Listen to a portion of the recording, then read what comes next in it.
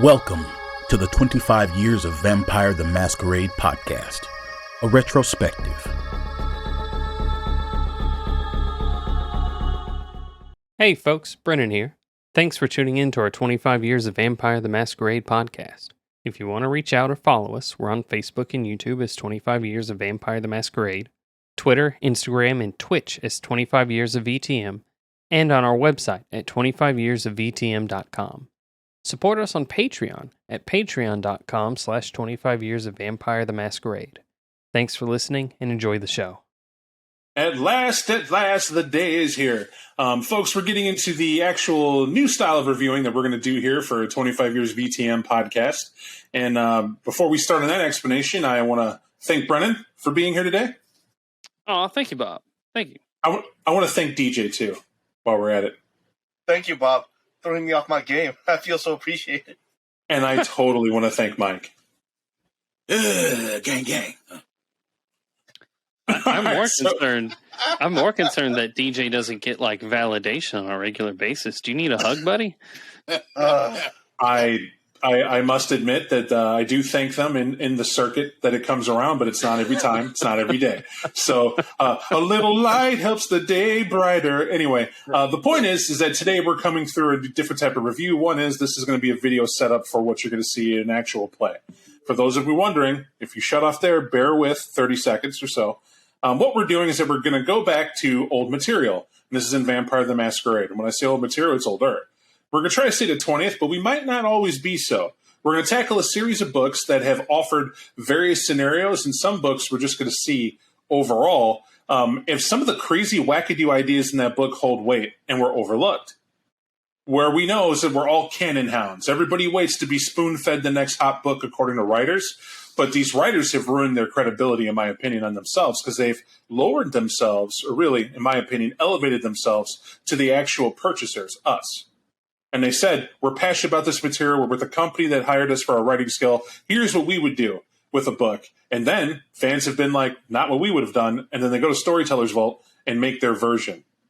This has happened on two big accounts. The most infamous would be the V5 Sabbat. That launched one way for canon, and behind the back, a writer said, hey, I did that book, and here I'm doing it for players too, but it's my thing through ST Vault. And what you had here is basically a call to action that said anybody can do that. If you're unhappy with a book of a different direction, do your own thing. I'm not saying this is our take, but what I'm going to tell you is we thought of a fun way to do this to start it off.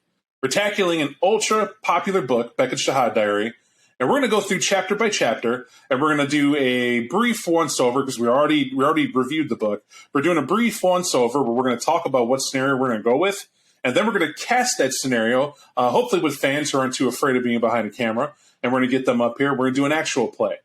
The goal is that whatever scenario chosen, if it has some good canon characters that are there, people get a chance to play these canon characters. Now, whatever worm we can dangle out there to get a few fans to jump up and be on board with that, they'll pass our criterion and they'll be here. A word to criterion. We refuse to put anybody on camera who has a negative mindset to the industry or anybody who you're emotionally unstable. I hate to be that blunt about it, but I'm Bob. You should know it's me as owner of this company. There is a thing of emotional instability that some people can exhibit behind a camera. What do I consider that? If you're in such a bad place in your life that the attention you get is good anywhere, no matter where it is, but you choose on camera to have a meltdown and a heart-to-heart with the world to protect you, I would have to scrap the whole episode. Hear you out, be that friend you were looking for, be that friend, and then calm you down, but I couldn't use you on camera. Because not everybody was open to receiving your personal life thrown at them like that.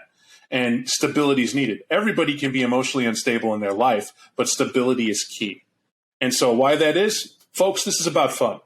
So when we do the criterion, we go through the whole thing and we talk to you, we're trying to get a gauge of you and a gauge of you on camera under scenarios. With me as the ST, nope, I'm good. I'm damn good, but I pull no punches.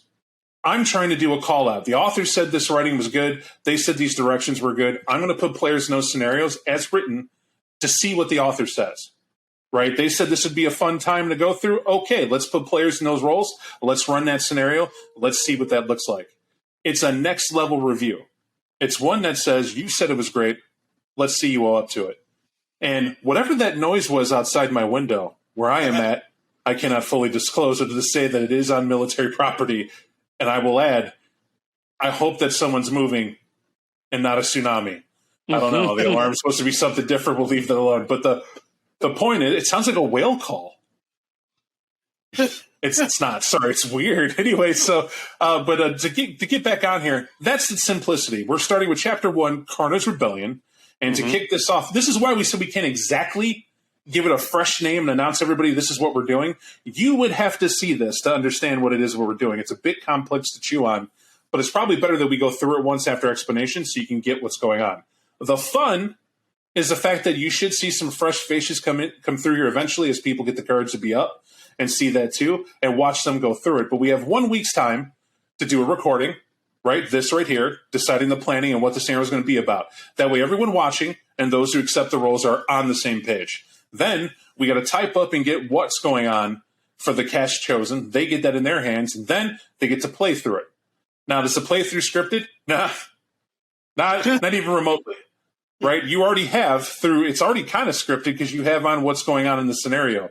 What you don't have is what scenario I'm going to drop you in to set it up for whatever chronicle this is. And let me tell you, I enjoy that stuff. I like it when players are a little off foot, trying to figure out what to do, what's going on.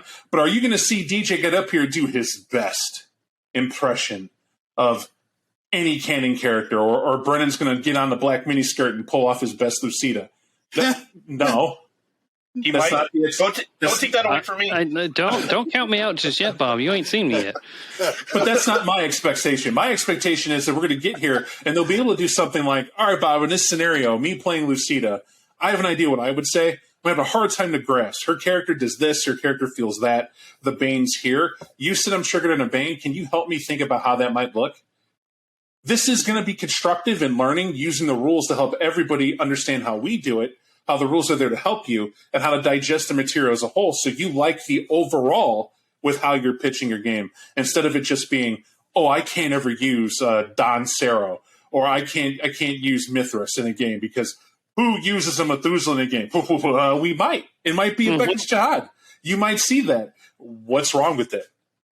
Right? The only bad solution is the one that nobody likes that's playing the game.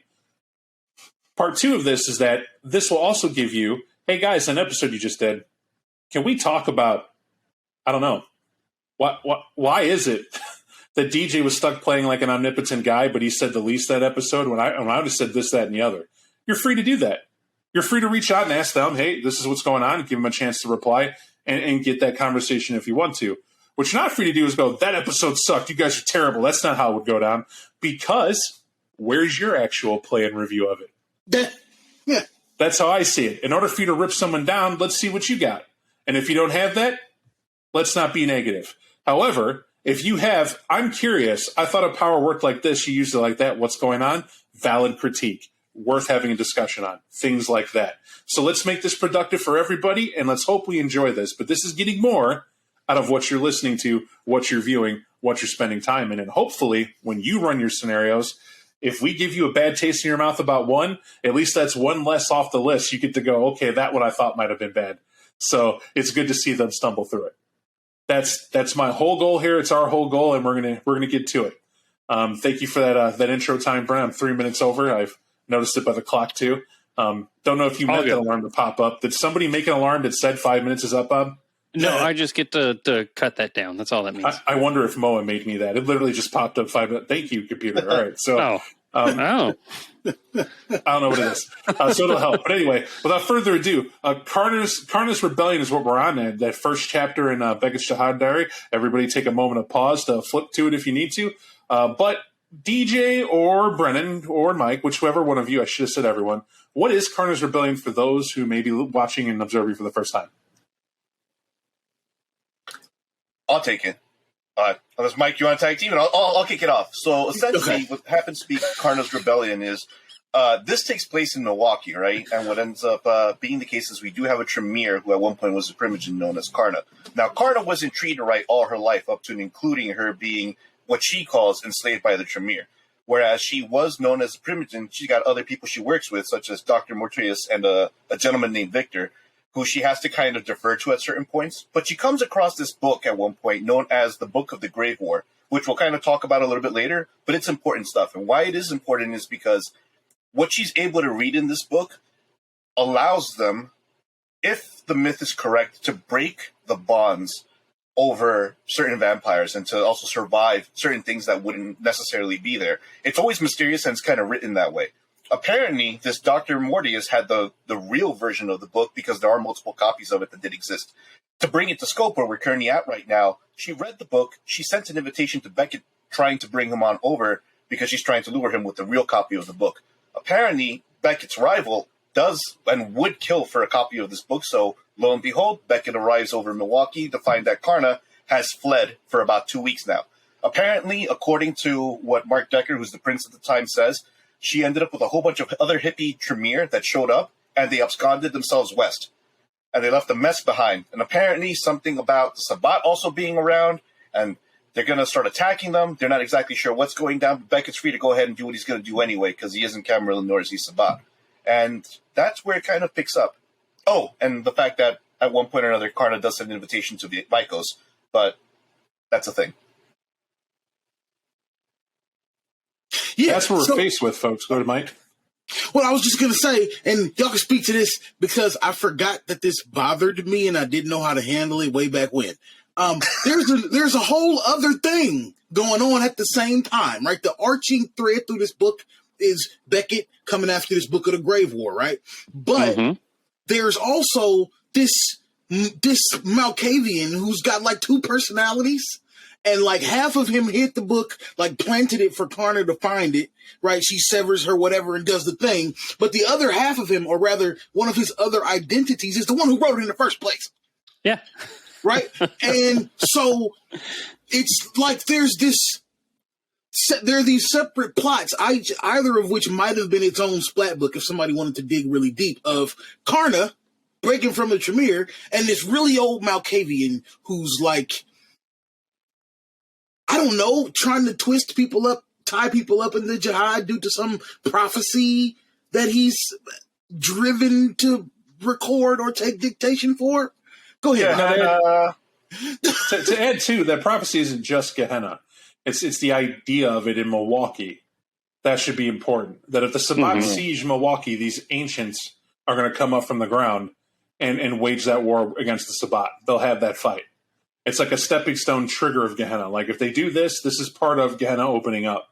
And that's the great prophecy. That's the great fear. And what's referred to as Jacob and Esau, one and the same entity, who are manipulating, maligning in this. But you got to remember, Carna's rebellion is sort of, like you said, she's been duped a bit, but is she entirely? Not if she can break from the pyramid, she's not entirely been fooled. Well, then that espouses the question, right, which is the point of this. If something more ancient than Jacob/Esau, and he just has a better insight to it, right? He's had 1,000 years to war with himself. In the course of him warring with himself in Milwaukee, the Lupines have been trying to kill vampires here ever since the vampires got here. The Lupines have been here the longest. They're the biggest threat, and we got to remember that. They're ever the backdrop of trying to swallow the kindred here whole. And it's been nothing but a series of kindred battling them and them battling them, some vague standoff points and some neutralities given. But the point is, now we're at a point where the Sabbat don't care. They're marshaling up and they're coming through. That's the point. So as they're coming through, this is going to kick over and change the face of Milwaukee entirely. But none of those are the scenarios. That's this is happening. This is the backdrop. This is what the setting is. I guess, yeah, that's some clarity. I don't know. Jacob and Esau seem like a whole separate thing that should have been separate, but you make it make sense that they're in the same place. I think if you're looking for clarity with Jacob and Esau, you're not going to find it because they keep talking about how they're fighting each other, right, the whole time, and they don't know each other is the same person. But if you look at what they're doing, like even the whole, like one of them wrote the book and the other one hid it for Carna to find, but they don't know that the other one did each one. That's almost a bunch of bullshit because this is probably working out for both of them. But that's a perception. Just one Malkavian elder like playing the wild card, but it's really probably in the high score of the Jyhad if they have a scoreboard there. Achievement unlocked. So where do you want to save this patient at this chapter? We have a scalpel. I have it ready. As the ST, we know the setting as presented. We haven't picked what seed to go with or what angle. But already we have some contention about Jacob and Esau. Do we feel that Jacob and Esau add too much to the setting or distract too much from it? I kind of do, yeah, to have them like front and center, because there's like one or two of these little hooks that put them front and center. But if we're going to, if we're talking about this chapter, Jacob and Esau are fun to read about, but they're not my favorite part. They're not what I want to focus on in this chapter. Right? What I keep thinking about is, well, this is a city under siege, and it's running on not the full amount of people. Bremergen Council is down like half because 2 of them went east, apparently. I wonder why they went east, but I'm sure we'll find that out later. There's a mole inside the Camarilla, so, that's fun. I personally hate traders, would love to take one down. So that's about where I'm at this hook. And to kind of layer onto it, I think... I'm sorry, Mike, go ahead. My apologies. Well, no, I was just going to say, I feel like you kind of have to pick a focus. Jacob and Esau are fine, but they would need to make Carna the backdrop or vice versa. Like, the only way I would enjoy dealing with both is if somehow we're Tremere who know Jacob and Esau are the same person. We could go down that rabbit hole if you want to, but it seems like a stretch to me. So, to kind of layer on what Mike was also saying, one of the things to really take into consideration is why Carna's rebellion is as important as it is. Because even though Jacob and Esau are the ones pulling the strings, let's say they didn't even predict or did predict. What Milwaukee didn't predict, what Mark Decker and what the Camarilla didn't predict was that Carna's rebellion and her absconding and taking most of the Tremere, because no one found Victor after they tried bringing her to him, because they tried staking her, and instead of killing her, they left her alone, and there's no more Victor. God knows where Mortius went, but you know who left as well? Most of the Tremere. And you know what the Tremere were good against? Lupines. And if the Tremere ain't contributing to the Lupines, the fuck are we doing over here, right? So they're like, well, if Carna leaves, Anarchs were like, you know what? That sounds like a great idea. Why don't we leave too? So she started a movement that pretty much gutted a hefty portion of like Milwaukee's like kindred population as it is. So now it's like an empty ghost town where they're still fighting that fight. And I think that's the focus I like to see. It's like, what the hell's going on over here? And why? So what's interesting about that is 2 points I'm going to point out. Like, starting with Jacob and Esau, we'll deal with the Tremere next. We should do this in parts, guys, and stay together. Mm-hmm. Right? When we're discussing Jacob and Esau, and I think that's a good point, DJ, I'm not taking away just before we put this to bed. There's a misconception you both have about Jacob and Esau's importance. Sure, that entity wrote the book, but he was forced to write it. It was manipulated into writing that book by someone else, someone more ancient and better at manipulation and being cunning. They highlight that completely. So we'll call that the MacGuffin, right? We don't know who did that. So where we might not make Jacob and Esau the importance, what you're saying is, if we do a scenario, let's not make that an importance, because what player would ever know that? Mm-hmm. That's what we should be saying. The only way that we feel that a player entities would ever know that a Methuselah was pimped out by another Methuselah or something more powerful, we would have been a fly on a wall, and nobody knows that. Or at what point 1,000 years ago this was done, or where it came from. So, because what this would mean, we don't know the point of the book that Carna has, the Book of the Grave War. If it's to free her or to free her from a bond, that's a hell of a thing. To say that's what it's for, because not even Esau or Jacob even know half of what the importance of it is. Except one did write it. They were forced to. So when you deal with that element, it's like, that's an important note, but I agree, we can set this to the side as no player is going to find this out. Now, players can be damn good. They could be hella crafty. You could build a campaign for it. But in the scope of what we're attacking this, do we think in 3.5 to 4 hours there could be a scenario where, gotcha, Jacob! I have to discover your Methuselah ass has a multiple personality, and that one of them you've been playing chess with for 1,000 years. And I have to discover that you're the one who wrote the book. And I got to figure out you had someone who forced you to do it. And I got to figure the point of how Carna got out of the city with that book, if she was duped to hold it, and what was the point? That's a whole chronicle. Because the point of her leaving with that book ties into exactly what DJ's saying. Right? She didn't magically get the book, nor did she magically leave. This was planned and plotted. That whole Book of the Grave War becomes a whole drag-through scenario for this Beckett Jyhad diary. It doesn't end here. It doesn't stop with her here. That's where it is. But what I say, what's the focus here? It says Carna's rebellion, but if she's not even here, Where's the focus out of the setting then?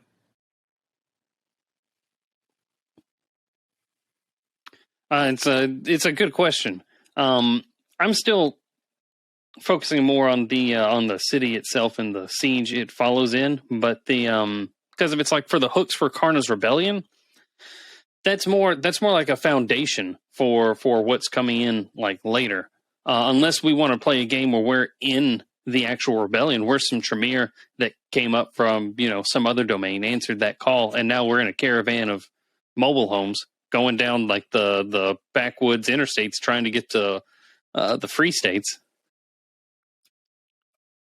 So I think the focus has to be either, in real general terms, what does the scenario allow us to do that we rarely get to do as players, which is what pulls me in the direction of Jacob and Esau, just broad strokes, right? You don't get to play games with 1,500, 2,000-year-old vampires all the time. But more, I guess, relevant, I think we should find a way to focus on how this scenario lets us prepare for the story changes that are coming in V5, because that's what it seems like the posture of this book was.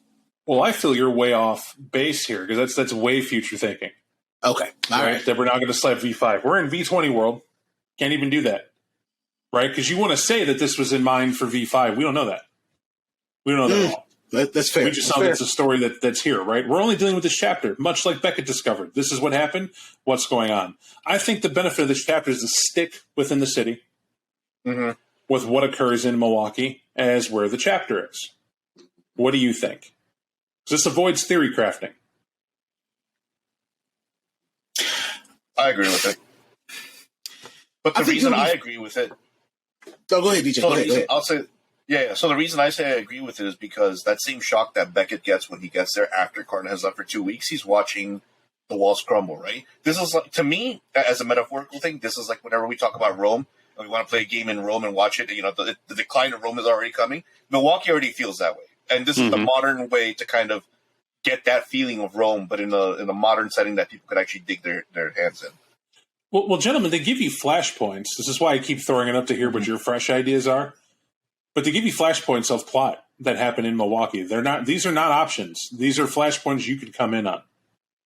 So one of them is, unwilling to wait for the Sabbat to strike his haven, the Ventru Hrothulf has vowed to take the fight to the Sabbat. So that's one, right? That's a seed right there for a plot to start where it is. Another one is, recognizing the severity of Milwaukee's situation, Decker is reluctantly forced to put out a call for aid to his longtime mentor Nyaga from Chicago, the Gangrel Primogen, and what that erupts and cause. The other one is, the few remaining free spirits in Milwaukee receive word from Edward Scott, the former Brujah Primogen, and Black Prince of the local anarchs. A rave is to be held in the Prince's suite at Miller Park. When the coterie first arrives early, they discover a letter on the floor addressed to Decker and accusing Perovich of feeding information to Sabbat, Perovich being a Nosferatu. Now, that's another one, right? Because that's foregoing a city and some other stuff beside. Then you have the Pax and Fond du Lac are becoming restless. This is Sabbat-sided. For months, they've only set hit-and-run raids on Milwaukee before having to return via lupine-infested towns and countryside. In other words, they've been fighting with the lupine so long, they're just now seeing the opportunity to take it over and deal with it. And that's another option. It's convoluted, and not convoluted, but there's many levels to that ish. But basically, there's Sabbat Seed. There's one that's straight up the Camarillo. There's one that's straight up an Anarch. They even got a weirder one. The Kindred of Milwaukee have always been subject to attacks of lupines who make this land their territory. Only in recent years has it become apparent most of the blazing hostilities were caused by the previous insane prince. Decker has run with the wolves on more than one occasion. Decker seeks vampires favoring Gangrel to meet and treat with the werewolves of nearby Menominee Falls. So that's dancing with werewolves at Gangrel-centric, right, is where it wants that to be. Then you have an unknown vampire sits in the shadows, commanding the Bahari cult of Isis to first cleanse the Tremere. Cleanse the Tremere Chantry before turning their attentions on fueling the war between Camarillo and Sabbat. That sounds like a manipulated infiltrated chronicle for those players who like to do that. They didn't stop there. The pyramid is troubled by talk of traveling zoo of Tremere rebels known as House Carna. Representatives are being dispatched from as far away as Vienna as assorted missions. That right there tells you what they have going on and answers DJ's question of what's going on with that. Nobody sat on this. They heard that that's what they were doing. They dispatched people to handle it. Right? They're on top of it. Via the machination of Jacob and Esau, we already said we weren't going to go with that. We'll stop that. We'll skip that one. Carna's cult travels west in a convoy of motorhomes, supported by ghouls and local mortals. She has no clear destination in mind, but intends to avoid all major Camarilla power centers until she reaches the Pacific coast. She knows her former clanmates are hunting her down, and the other members of the house. In truth, she's desperate to force influential vampires to read the book, as she's convinced herself that by accepting the enlightenment presented within, the power of the antediluvian Methuselahs will be lessened. This is why she wanted Vikos and everything else to go with it, and that could be a plot point. The players are a part of that with Carna. Be that you may be the players for it, you may decide, this is all crazy. I don't want to do this. That's what we're here to figure out. This is the different plot jump points that are here. This is not an exception of the setting. This is what's happening. At which point are we looking to interject a group of players to exploring and enjoying? What's nah and what's yeah? Either of the last two appeal to me. I prefer the former, where the players are some Tremere who've been dispatched to catch up to Carna, just because I like the flavor. I want to see that movie. But the one after that seems fun times as well. If it's up to me. You mean you don't want to go negotiate with werewolves? I don't want to do the thing that it feels like I've done before. What I have never done, like as a vampire, I've had to wonder, how's this gonna go when I know I'm gonna cross paths with these lupines? I've never had to be a Tremere hunting down my clanmate. Does that make sense? Yeah, okay. Yeah, it's a very Mike-centric answer, meaning that's his opinion. So what about everybody else? I am fond of the Tremere WTF, the go clean up crew, the troubleshooter crew. That tickles my pickle as well, only because I'd also like to see how Mike handles that. But the one I am not a fond of is probably the Sabat one, only because we know that it's like butting heads. But at least that's my perspective offhand. Doesn't mean it is. It just happens to be my own personal prejudice at the time for this story. You don't like the Sabat. You don't want to face the Sabat in this one. No, the opposite. Do not want to be the Sabat. You do not want to be the Sabat. Okay, yeah, I got you. Yeah, I can get down with some good old Tremere hunting. Who doesn't like being a witch finder? Only in this case, you're also a witch that's finding witches. I can tell you I don't have any interest in that. 100%. Here's why. So Carna already left, and this is Carna's rebellion. She's already on it. So she's off trying to survive, making her thing to get to the Pacific, whatever. Okay, that's fine. But the Tremere coming in to figure out why Chantry, what now, who. So you already know you're being duped by Methuselah left and right. So you're in here to figure out what Tremere Elder nonsense and what do they know what's going on. That to me feels like a Chronicle where people are going to come in playing a Tremere and then discover all the things and can't do fuck all about it. What are you going to accomplish with warring lupines, the Sabat coming to take over, and the threat that ancients are going to wake up and eat everybody anyway? What would be the interest there? To me, it sounds like a bunch of players going, fuck, werewolves are real! Because you're arriving to find Carna, and then you turn around and go, oh shit, the Methuselahs are real! And they're eating everybody! And lupines are yummy! Okay, so Hogwarts discovers it's not king shit. We kind of knew that because you were sent here to do something anyway. And so why I break it down like that, because I'm immediately thinking, unless you're players who obsess about Clan Tremere and know the intricacies and you know the highs and lows and what you're supposed to do from a regent perspective, that's a lot of I'm taking orders from a guy who's sending me through to do things. I come to do things, and now I can't do those things. And I believe that we're going to turn around and call the clan like they have a clan phone and go, sorry, guy who sent me. It turns out I came here for Carna. She's already gone. I mean, there's some lupine issues. Do you need a lucky werewolf's foot? Perhaps you want to get a rabbit foot. They talk about spirits. I could see if they'll sell me a spirit book. Right? Mm-hmm. Like you're now calling to get your next marching orders. Well, why would you do that? Well, what player wouldn't do that? What choice do you have? When you're here to do a thing and the thing you come to do is already gone, well, do you just leave? Right? Or do you stay and deliberately try to find more purpose? I mean, you hit the road and you try to find Carna and hold her accountable. All right. So, in other words, the moment you get there and realize what I was sent to do, she's already gone, roll credits. Mm-hmm. So how engaging is that scenario? Not very. This chapter, I like this chapter, but it really sets up for the rest of the book. If you're in Milwaukee, the story of Milwaukee that's in this, it's going to involve the Sabbat or the werewolves. Probably both. Because that's Milwaukee right now. Okay, but so then why would they provide what is the point of the thread where you chase Carna if there isn't something to do there? Like, why do we have to be people who live in Milwaukee or trying to solve Milwaukee's problems specifically with these options for scenarios that they've given? So the options and scenarios are because they're not pitching it to Mike, they're not pitching it to Bob. They're leaving options for everybody, Mike. That should be your first and forethought, is to keep that open mind. They're not for everybody. If I look at the aptitude of you three right here, I'm absolutely not running a Tremere game. Not until you three come up with a cohesive method of staying cohesive, right? Mike, you've proven to be a maverick in any given scenario, that you'll say you're doing one thing and you will exhibit another. That's fine, but does that seem Tremere-centric play? No, it doesn't, right? And you're least apt to compete with your fellow Tremere to jump ahead for any reason, which is also not authentic Tremere play. Could you do something where we all agree for 3 hours to get along to accomplish a scenario to where we all benefit? Okay, I can see that working for a while until DJ decides to cut your throat and you hear he's going to do that on the mic. And then DJ's going to make that decision. Him nodding his head with a shit-eating grin lets you know that he is willing to do that, which tells me to run a Tremere-centric Chronicle, this is already going to go bad. It soon isn't going to matter what's going on in Milwaukee or in this book as you three try to run you'll be in a scenario where you're trying to kill each other.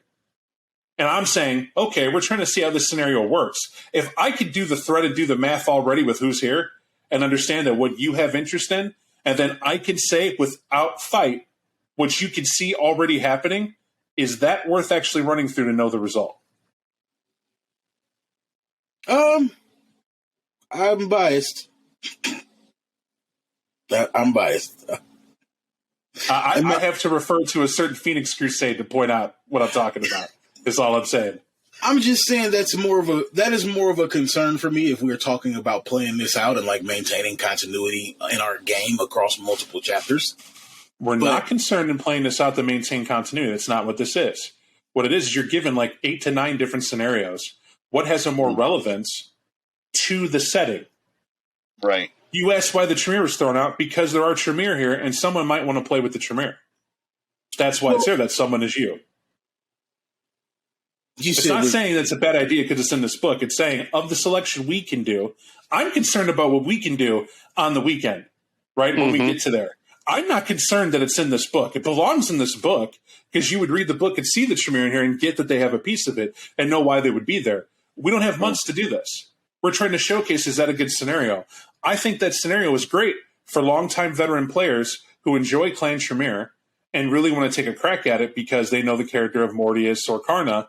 And they want to get involved with that, and they want to be in that on a protracted thing. That's investigation, that's hunting down, that's dealing with a cult at the backdrop of this madness of a Camarilla holding off lupines. They're looking for Gangrel to reinforce what Decker has going on, negotiating with lupines and Menominee Falls while the Sabbat's marching forward and has a supreme goal of swallowing Milwaukee. We're done with hit and run tactics for whatever reason, and we're burying them now.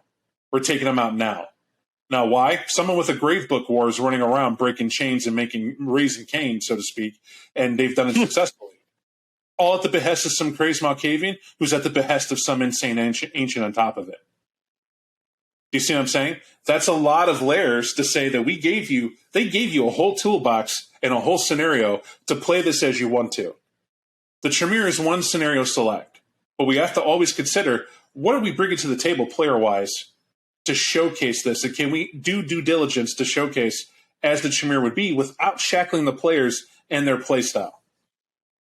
Now, I'm aware of your playstyles. I ST for you for quite a bit, right off and on. And I know what at heart, DJ is a social manipulator diving in to get the conniving backstory of everything that goes on. Brennan is half shotgun, ammo I'll find somewhere. That's my club till I find ammo to shoot the next guy. Smash mouth style. That's where his heart is. Mike, you call yourself a Cain bro. You're not. What you do is you play yourself as somebody who's conservative, and you're a survivor. You're going to hold till you find a way to flip to your maximum benefit. It's very draconian. It's very tactical. But you three form a solid coterie if you play to your strengths, as you've shown in your playstyle. I haven't seen you fulfill any different out of all three of you. So that's what's in my head. I'm STing this. I'm seeing these three people all picking the Tremere, all a bunch of conniving could be backstabbing characters unless you agree to play to your play style, and more importantly, that you feel that you understand the clan well enough that you're ready to tackle that, to understand that you're not paying attention to majority of what's going on in Milwaukee, is you're only concerning yourself with this Carna cult. And that's it. That's less what's in Beckett's Jyhad diary for the backdrop of the city with all that mess that's going on, and the freedom to pursue it because you're here for house and clan. Which means the moment you hit your points and your agendas and you've investigated and found it quickly and gone through, you're out. Is that the end of the day? No. What I'm saying is there were like 8 other scenarios that had potential. Mm-hmm. Right? Where you could play whatever you like and enforce in it, and someone might have to play Hrothulf. I'm just saying. Yeah. I mean, all of the scenarios sound fun. Like, all of them sound like things I would play. Don't misunderstand me. I'm just saying that of the things here, there's the Jacob and Esau stuff and the Tremere stuff that sound like something. Well, to your point, we're showcasing what we can do with what's here that people might not have wanted to do or might not have felt comfortable doing for whatever reason. And everybody's had to confront a city under siege. Everybody's had to confront, we got a werewolf problem. Right? Like, I don't know what everybody you're talking about. You haven't even had to confront a werewolf problem, Jack. So I don't know who's everybody. I have been honorably defeated by werewolves on the feats of battle as a vampire at least thrice. But you went under siege. That's called you fucking around where you shouldn't have been around. That's what that was. So player curiosity is not the same as a siege, my friend. Number one. Number two, take note in this Milwaukee book that they delineate what specific tribe they're dealing with. They don't. It's a first ed book. The lupines were generalized. The vampires don't know what tribe it is. Therefore, the players don't know what tribe it is. Therefore, we don't know what's going on. That's an important aspect. Another important aspect is what ancients. That's the curveball. What Methuselahs are sitting under Milwaukee. They don't talk about it other than Jacob says, they were here before like we got here. The ones from Europe, they were already asleep. So, they're probably so old that they're bloodlines of their own that are almost distinct from any clan, but, it's no biggie. But they're going to wake up if there's like a big, war or battle between two different kindred groups, because that's a lot of Vitae just seeping into the ground. And guess where they're sleeping? It's in the ground, and they're going to come up. I bet they're actually in that lake over there. I wouldn't go sailing in there. Anyway, can you take this letter? So there's some potential point here. I see the two interesting spots. Number one is the Lupine War. Mm-hmm. It's in their history. They've been doing it left and right. Why? Why would the Lupines be fighting for this territory for so long, for so often? Why? What would be the point? Why did you have a series of princes that were only selected as to how well they can contain the Lupines? What do we have and what are we sitting on that's stopping the Lupines from coming in? That's the big mystery and backdrop to Milwaukee that has any interest that nobody's interested in. Milwaukee has ever been the city that was identified as an excuse to have vampires fight lupines. Maybe the place to drink lupine blood. That's Mark Decker's whole draw, right? That's it. That's all he's got going for him. Now, I'm not against this, but the fact is that to say that people have already done it, I don't think so. I think people have already hand-waved it and said that's a given, but I don't have to do it. I'm not saying that's what we have to do, but that's to counter your assessment that we've all been in a siege. Nobody's been in a siege that I know of. Right? Because to be in a siege means you either did one successfully, which I have yet to be with a player group that successfully participated in a Sabbat siege or been in a Camarilla coterie that survived a Sabbat siege to say one way or the other. Because inevitably, you leave before it gets there. Folks break apart and go to ground way before their precious characters could be in the line of danger. Screw that, Elder. I'm going to save my own skin because that's what they would do. Give me my XP. Give me my XP. That's every chronicle. I'm not saying they're wrong. That's human freaking nature. And if you're playing a character, a precious character that you have made, sometimes the story doesn't stop you from saving that precious little sheet of dots, is what I'm saying. So that lecture aside, that's why I'm saying, Mike, when you're looking at that, I don't agree with Jacob and Esau because that takes too much attention away from the players playing. And the Tremere does take attention away from the city. However, the whole point there here is for Carna, but Carna's a person before she's a clan. Right? The interest here would be, okay, we got this Carna's rebellion cult that's here in town, and I think that has more interest as in a group of outsiders learning about them than a group of people who are hunting her. Can you see that mentality? Like, well, why did she up and go? I don't know. The Tremere are weird. They used to be together. Now that shit's fractured and are being closed-natured, and they're not focusing. You said it best, DJ. The Tremere are up in arms trying to handle their own shit, and when they turned direction, we suddenly didn't have Ward versus Lupine in our favorite coffee shop. Like, what's up? Like, what's going on? That sounds to me like an interesting conversation or a starting point. More importantly, how about an ancient deciding, like Hrolthof, deciding, I'm tired of waiting for this about to come get me. Let's go get them. Point to me a book that ever said that. I'm all for that, by the way. That is my mentality. Take a look. Tell me. I have already read the scenarios, at least a starting point. Give a minute to digest a little bit. Decide what of the setting are we agreeing with is a good entry point that we want to focus on. When I say I'm not a fan of, all three of you said Tremere. That's on the table. I just said I had no interest in it. Doesn't mean I won't run it. It just means I have misgivings. I'm very transparent about that. So we're going to put that there. But what's another scenario? If Hrolthof's another one, let's include that underneath. But we know Jacob's not. Mm-hmm. Another one is the Decker putting out the call, I believe, too, in Yaga. We could play a coterie coming up from Chicago, and we don't necessarily have to be a coterie of Gangrel for that. You know, that kind of lends it, but that doesn't need to be the case.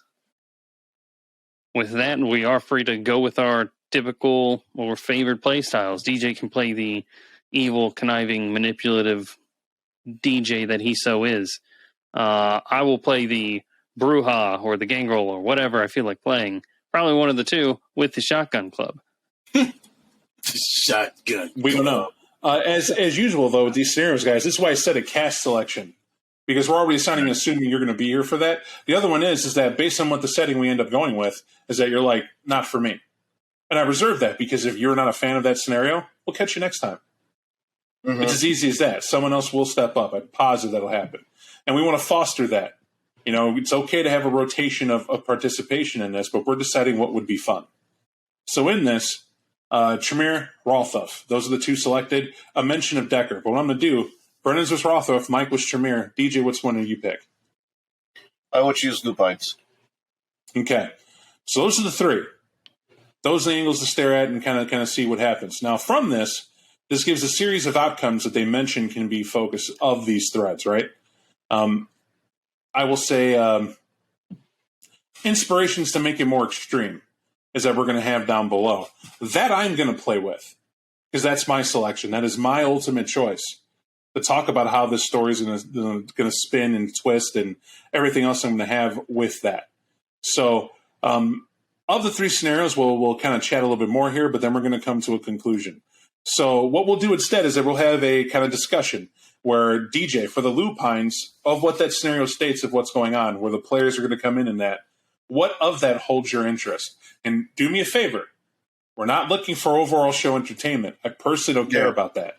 What I'm looking for is it's in this book. They said it would be fun. What about that do you feel would be fun? I think what really triggered it was you hit it right on the head when we talk about there's certain things, even myself as a reader, gloss over. Like it's already, it's about her here, that's great. You know, it's a word between the camera. But to be honest, it's one of the things that we definitely did gloss over is why are the Lupines so consistently doing so for as many years as they have? What would it look like if they succeed or don't succeed? And what if we actually get to see a glimpse of what it is they're actually after? That would be cool because then I would like to see what the end result of that would be.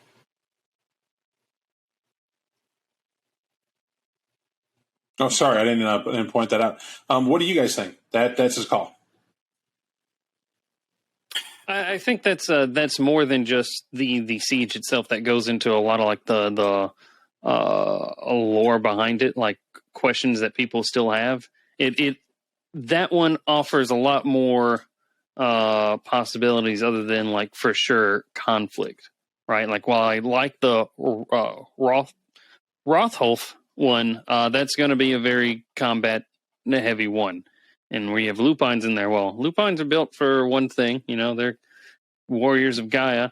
But in that hook we have here, there's more options there.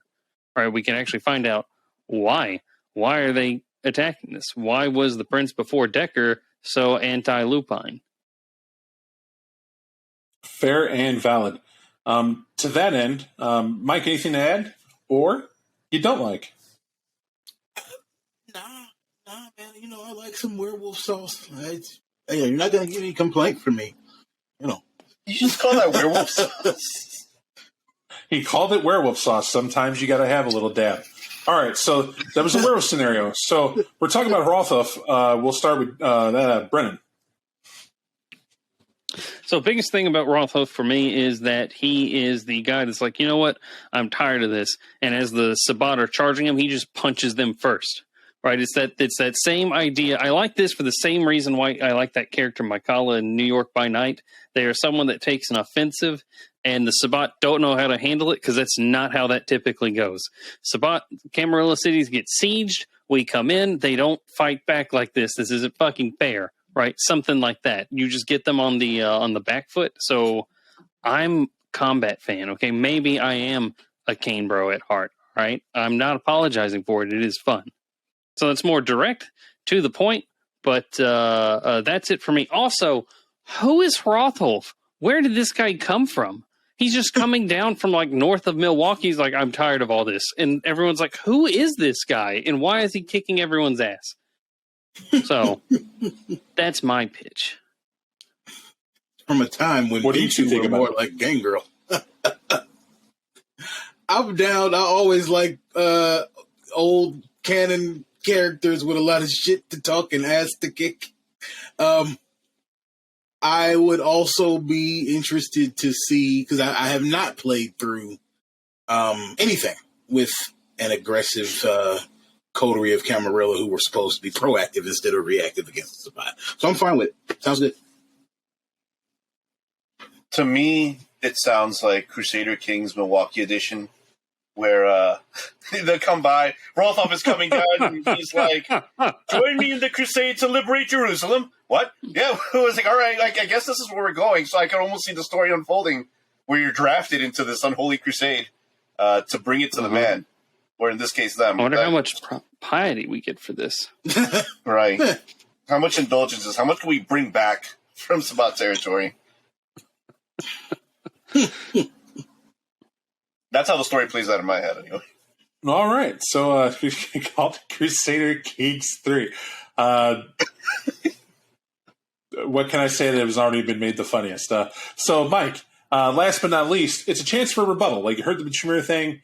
You got a chance to read that scenario a little further to realize it's not just Tremere investigating. There's things here they're sent to do and maybe some other stuff that has tickled you.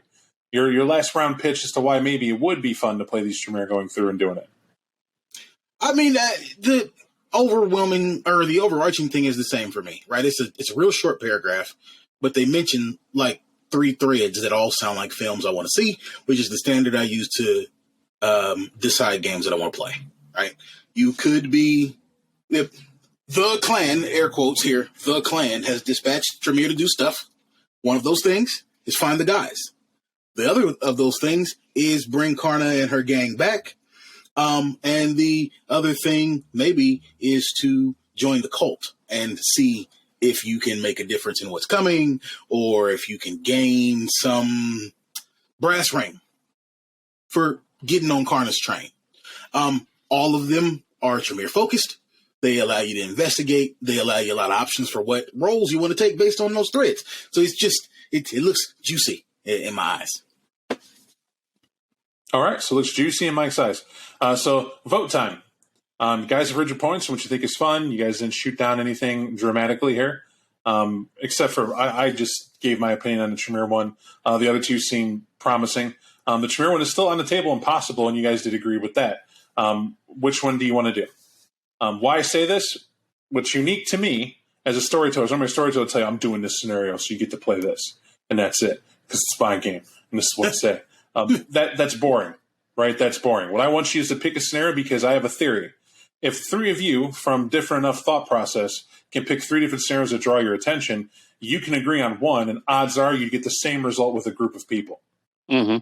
I seek to always avoid this because this happens to me a lot. 8 people want to play a game. 1 person really gave an idea. The other 7 just, they don't care as long as there's a game. And so the idea that was mentioned is the idea they go for. And I'm stuck with that, but not their hearts and minds weren't into it. This time, I forced you to tell me what drew you to it, but people's opinions are swayed every moment, and this can be no different. So I will hold to what is selected.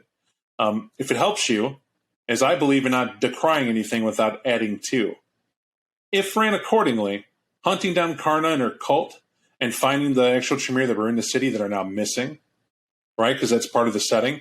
That has a mystery element to it that could be fun to reveal and see what's going on as you're trying to dodge everything else.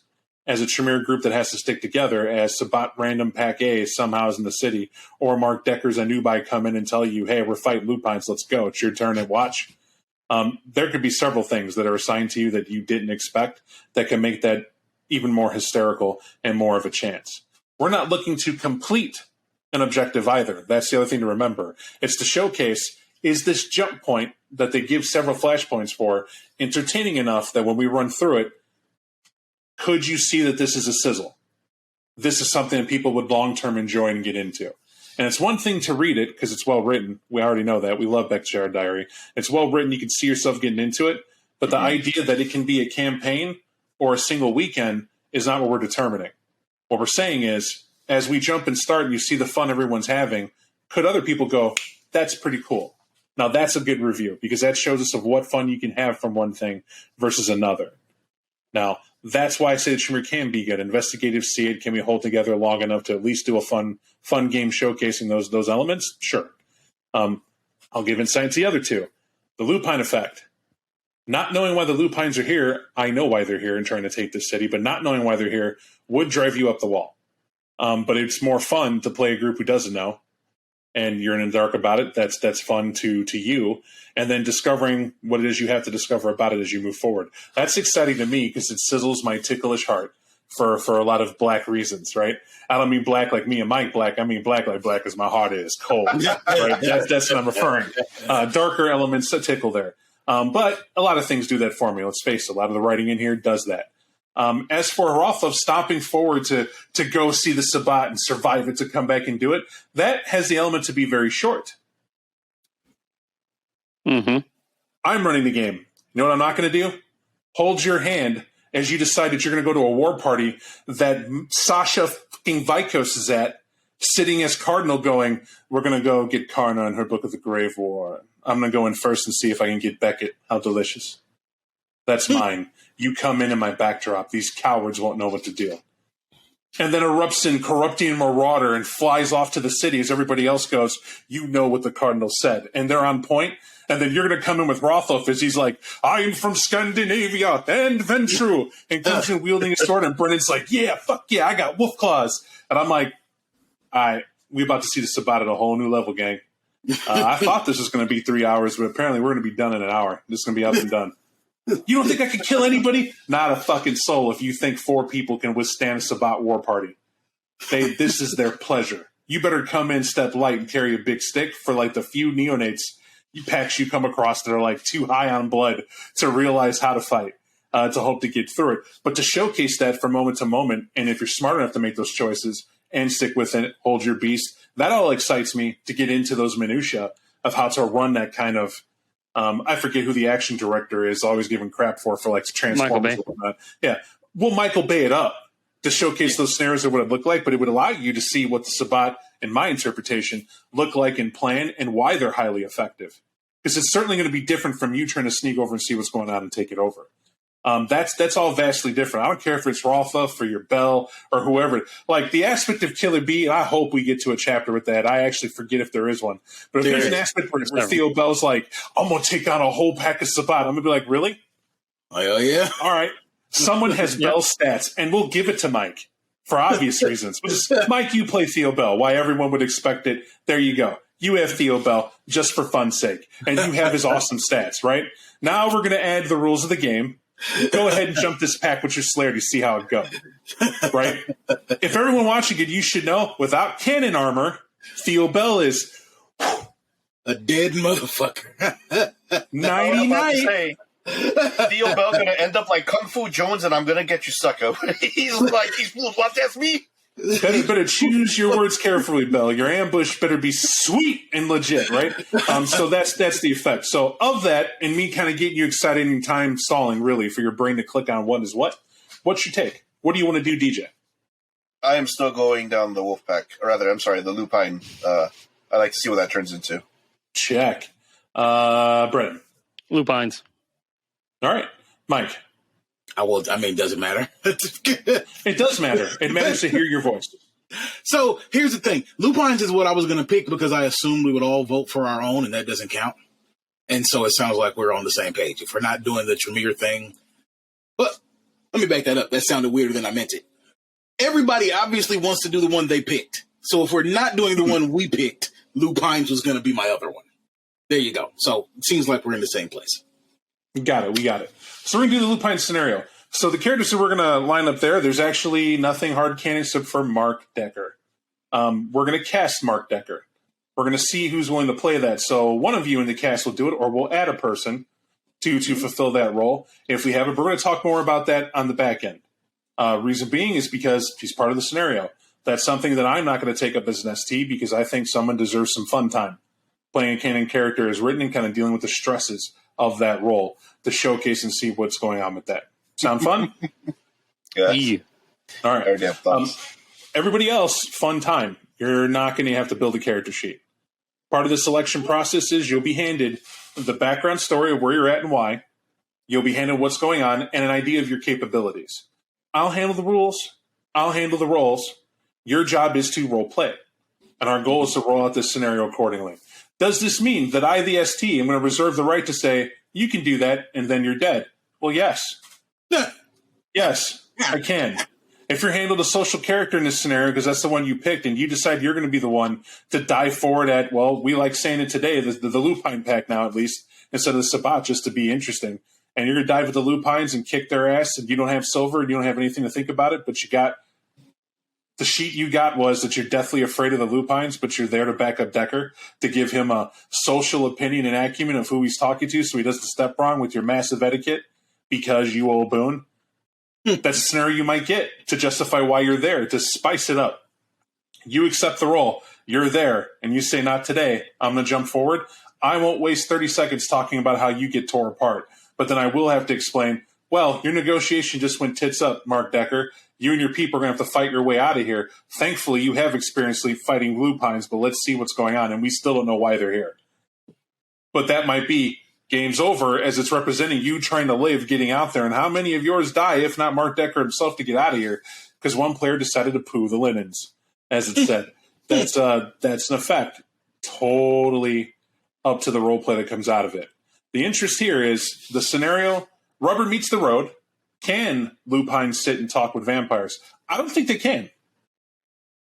I personally don't think they can. I don't care what the reason is in the book. I'm going to let you know that up front. I know Werewolf the Apocalypse. I know Vampire the Masquerade. I remember First Ed and its delusional dreaming that Lupines can sit down and have a meal with the Prince of the City. We have Vancouver by Night to see that. Just because I don't agree with that doesn't mean people don't enjoy that, but I'm running the game, and what I'm going to do is give it its all due fairness. I do know that werewolves have made concessions with the right mix of werewolves, right mix of lupines, to try to work with to accomplish the scenario that they needed on a bigger objective. And maybe that's what it takes here. But are 5 or 10 vampires enough of a threat to stave off war packs of lupines? And that's what it would be. To come in and tear the heart out of a city. Is that enough? I don't know if you know this. No. Right? Let me help you out. No. There is nothing short of canon plot armor to make this happen. There is a window for a social aspected individual to shed some light on the biases of both halves, to bring a cohesive reason as to why you might have a window to negotiate what's going on, to talk about what happens. These are thinking, feeling, reason-seeing beings who, well, they may have an ulterior motive, but the point is, if you're good enough, you have abilities enough, you just might be able to pull off the impossible. That's the story we're selecting to tell. So either way, it's going to be interesting and it's going to be entertaining. But that's what I'm selecting. That's what we're going with. And everyone knows in advance. So if you show up here thinking you know the outcome, you don't. And if you think that someone's going to instantly die, maybe. But the simple fact is that I am heartless to that outcome. I'm telling the story of the scenario they put in. And would this work in a book or no? That's all we're doing. And we're seeing how this goes. Fair? Yep. Fair. All right. Now, if anybody would like to see me kill anybody here on this podcast, with the exception of me, that's what the ST hack gives me too, is invulnerability. To be clear, he's talking about our characters. He's not talking about us. These guys are family to me. I would never do that. But I mean their characters, you let me know. Right? Revenge mail is possible. I always love an entertaining bit. And of course I'm teasing. We can get to that. So no, I'll send out the Ko-Fi link. You just leave it as a message in your donation. All right. So with that, we know how the outcome is going to be. I provide the twist, which will be included in your packet that I'll be sending out this week, and we're on board. Last but not least, I think I'm going to add a person, maybe two, is what I'm thinking would be a good idea. Are we capable to do that, Brennan, or what's my limit? 8, which is an arbitrary limit because I don't have to edit 8 people together. Right. So an arbitrary limit. So how about 1 max 2? We'll go there because I think it would be too much. So we'll do that. But we'll be reaching out to cast those roles if you guys have a date and time. Do you have an expectation of the next recording so we could set that out here? Look for it. Let's not hold to it because we got some juggling to do. So we'll send that out to everybody to let you know too, patrons of course, and we'll get that going. So I think we're done, fellas. It's a good accomplishment of the first one, a good discussion of what goes on in this chapter, and the rest is to see how well we do with lupine negotiations and you. I'm rather excited about this prospect. It actually wasn't my number one. Do you want to know what my number one choice was? Jameer. It was actually Jacob Esau and all that went into it. That was my number one choice. But I here's the thing. I do when you really think about your own idea. I first break my idea out as to why it would be bad, and I hope somebody tries to convince me of why it could work. But when everybody else felt the same way, I was like, nah, it would draw too much attention away, is what it would do. So it's a Methuselah. Like, you got hey it. guys, Yeah, how about we can wave? That's it. Oh, what a great game! Let's avoid that. Let's. Jeez. We'll see you when we do the game. So thanks everybody for tuning out this time. We hope you enjoyed this element as we go through Beckett's Jyhad Diary. The way to think about this is that this isn't going to be the only book we go through. There have been talks about Mexico by Night. We clown in that book on some aspect. To go through that scenario, a Samuel Haight thing, might be worth sitting around and watching as we eventually get to that one. Brennan's already shaking his head, though. The fact that I'm going to make Brennan play Samuel Haight might be perfect. I will play Samuel Haight in one game. I will absolutely do it, and you will really wish I hadn't.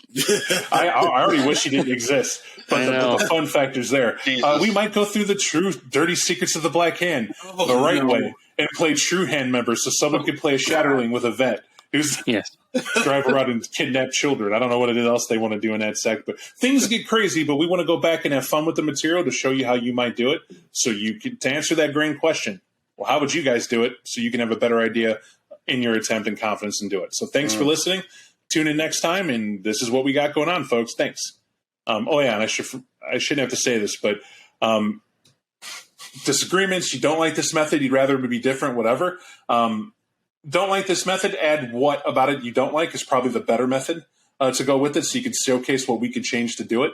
That would be the important part because this is something for you guys on top of it.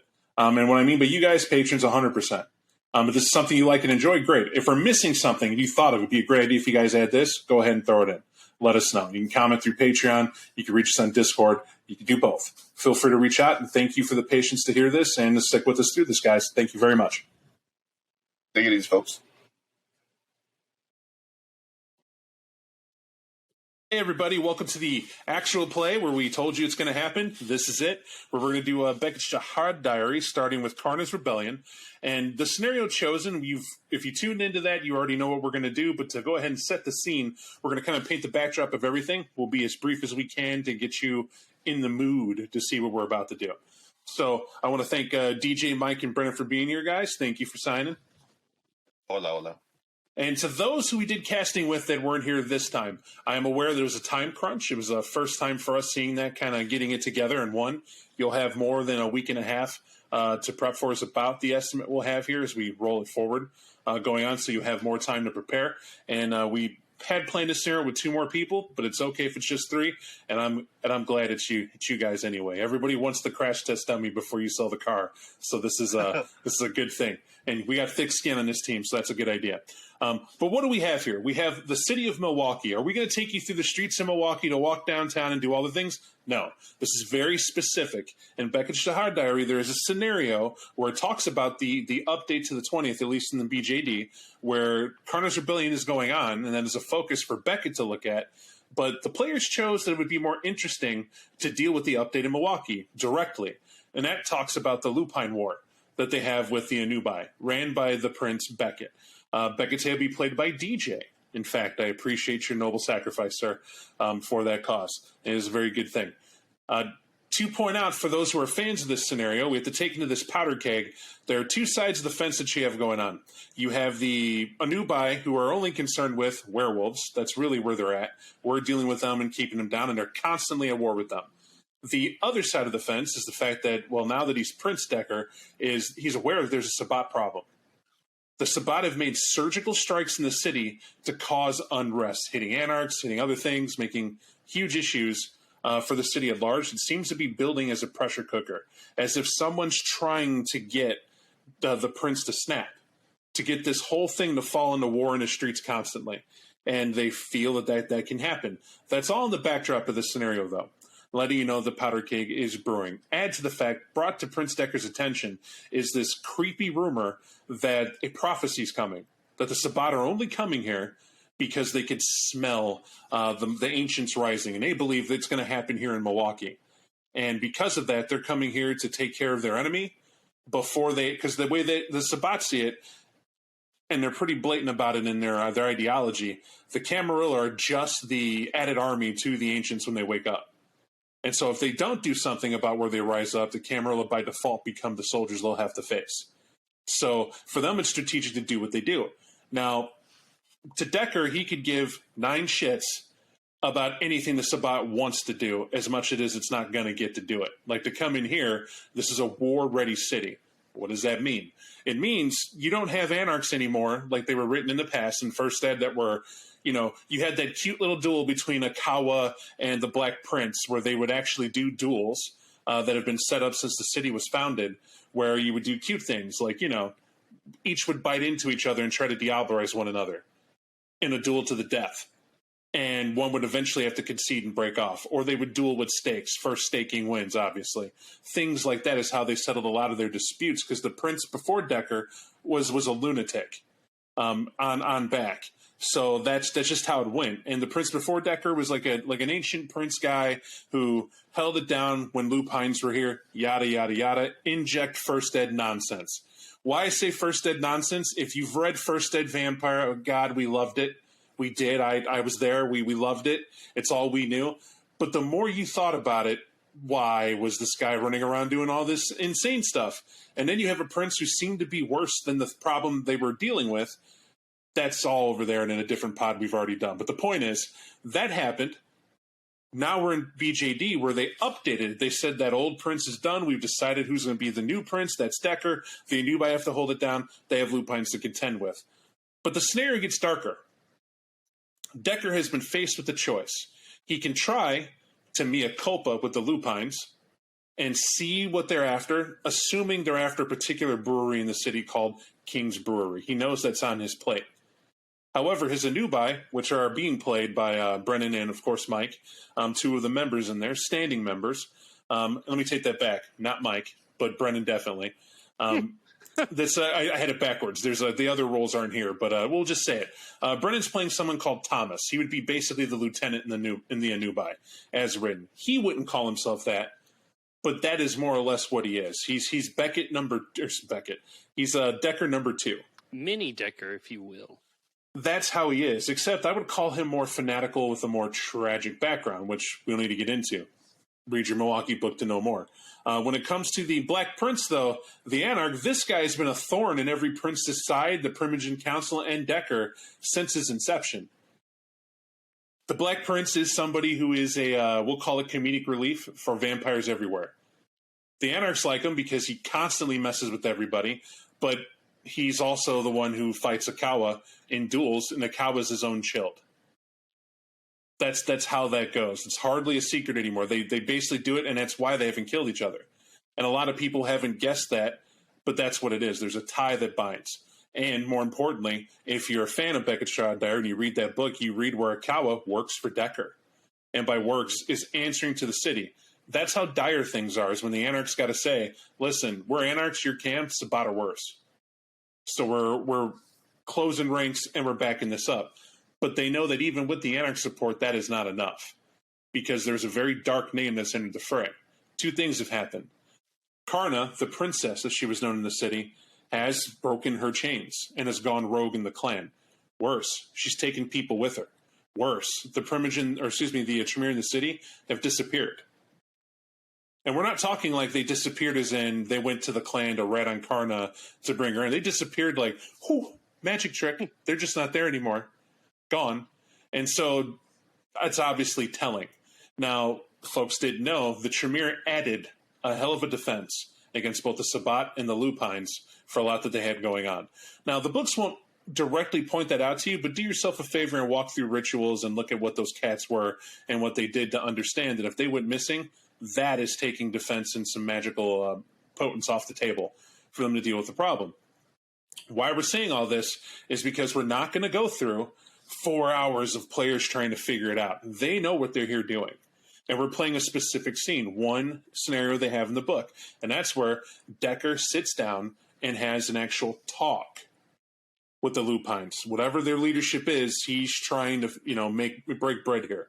So what we have here in this challenging scene, gentlemen, this scenario, your group meets up in a place called Carnivore. This is the premier steakhouse in Milwaukee, Wisconsin, and it's in the heart of downtown. Why this is bothersome to note, Decker, you received a phone call from the Lupines telling you they wanted to talk to you because it's in response to the messages you've sent out that you wanted to speak with them, sort of a truce, as it were. But you ordered your Anubai to be on full alert in the city, and that puts you, Mini Decker, and of course your best bud, the Black Prince. And I do mean that. Apparently the relationship is friendly that you and the Prince have to go meet with these people. The reason this goes on at Carnivore is, number one, there's apparently a grand assumption. You're going in believing these Lupines think that do you need to eat? Like, how little do they know about you and how little do you know about them? And so here you go into the fire, so to speak. Now, as any smart prince has already done, and per your suggestion already, you've closed off Carnivore and you've shut down one city block. It's something that can't happen for long. A window of 4 hours isn't hard.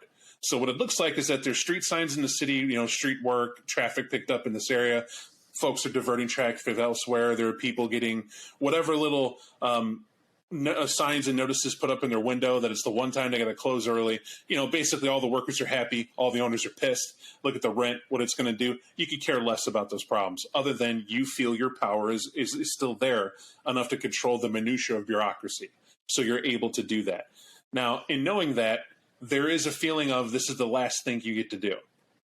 Without question, you have to take it this way. In the Anubai, your strategies for fighting the Lupines have always been from afar, and they've always been hit and run. The Anubai can't win a war against Lupines head on. It is fatal.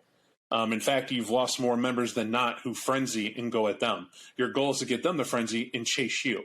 It's one of the only ways you've been able to kill them, is if they're berserk marauding coming after you and you're able to keep your distance. And that's the idea. Being so close and so close up is not your style either. You're the commander-in-chief for the Anubai. This doesn't place you on the front lines. In fact, this is where Mini Decker kind of comes in. He is in the front lines a lot, and in a short amount of time, he's learned to be quick, stealthy, the whole nine. He knows the tactics he needs to bring to bear. Problem is, two things you notice about Lupines. Number one, your men have reported they control guns. I don't mean they control the influence of guns. There have been people who flat out said a gun would not fire, could not harm, wouldn't shoot a bullet out at all. And it's like a whole weird effect around them. I don't know how long they can make it happen. And it's only certain Lupines. And when that happens, that's that. They've stayed away from them. But oddly, that's not them in their war form coming at them.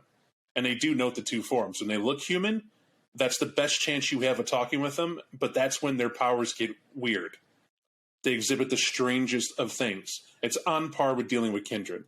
To the Tremere that have counseled you, it is possible that they don't use blood magic. They can confirm that. But of what they use, if it's that based on spirits, which is where their inclination is, there's no real counter to it. You would have to know their religion and to get in deep with them. Somebody of them would have to come and explain to you how that works, so you forget about it. But what does that tell you? Tactically, you're at your most dangerous being in front of them when they look normal. Because you don't know what they can do. When they're big and savage and tearing through walls and whatever, great. It's another dude with some potence and celerity, as far as you're concerned. You can break it down like that. A frenzying Bruja with wolf claws. A horrible prospect, but you can deal with that. You can't deal with somebody who might be able to control your thoughts, your emotions, possess you directly. You're not certain what spirit means, but all sorts of silly shit in mind are there. But that's where Decker's mind's at. It's a very tense scenario focusing on what you need to get done here. On the back end, Mini Decker, Thomas. The problem with this going in here is that you were not able to get any shot on Carnivore. The place is in downtown. This means the buildings are tight. There's no fast ways to run away that are going to give you the range you need for most of the warfare you would normally bring. You have no intention of negotiating with these people. For the first time ever, you're going to be sitting down and get to see who's at the head of their leadership. Now, in any war that has been hit and run, when you see the leadership for the first time, both sides think, now's the time. This is the moment. We wipe them out, we cut the head off the snake, and you can't help but think that way. However, for some reason, Decker hasn't said to do that yet. And that's not because he's not vocal. The prince has said, I am meeting with the Lupines, this is what I'm doing. He's told his city, you run your city like that, as Decker goes. That doesn't sit well with you. As a reminder, Mini Decker, you're his backup. Right? He's not aware of what he does, but you are prepared to follow his order because you never do it without fail. On the back end, Black Prince, this is hysterical.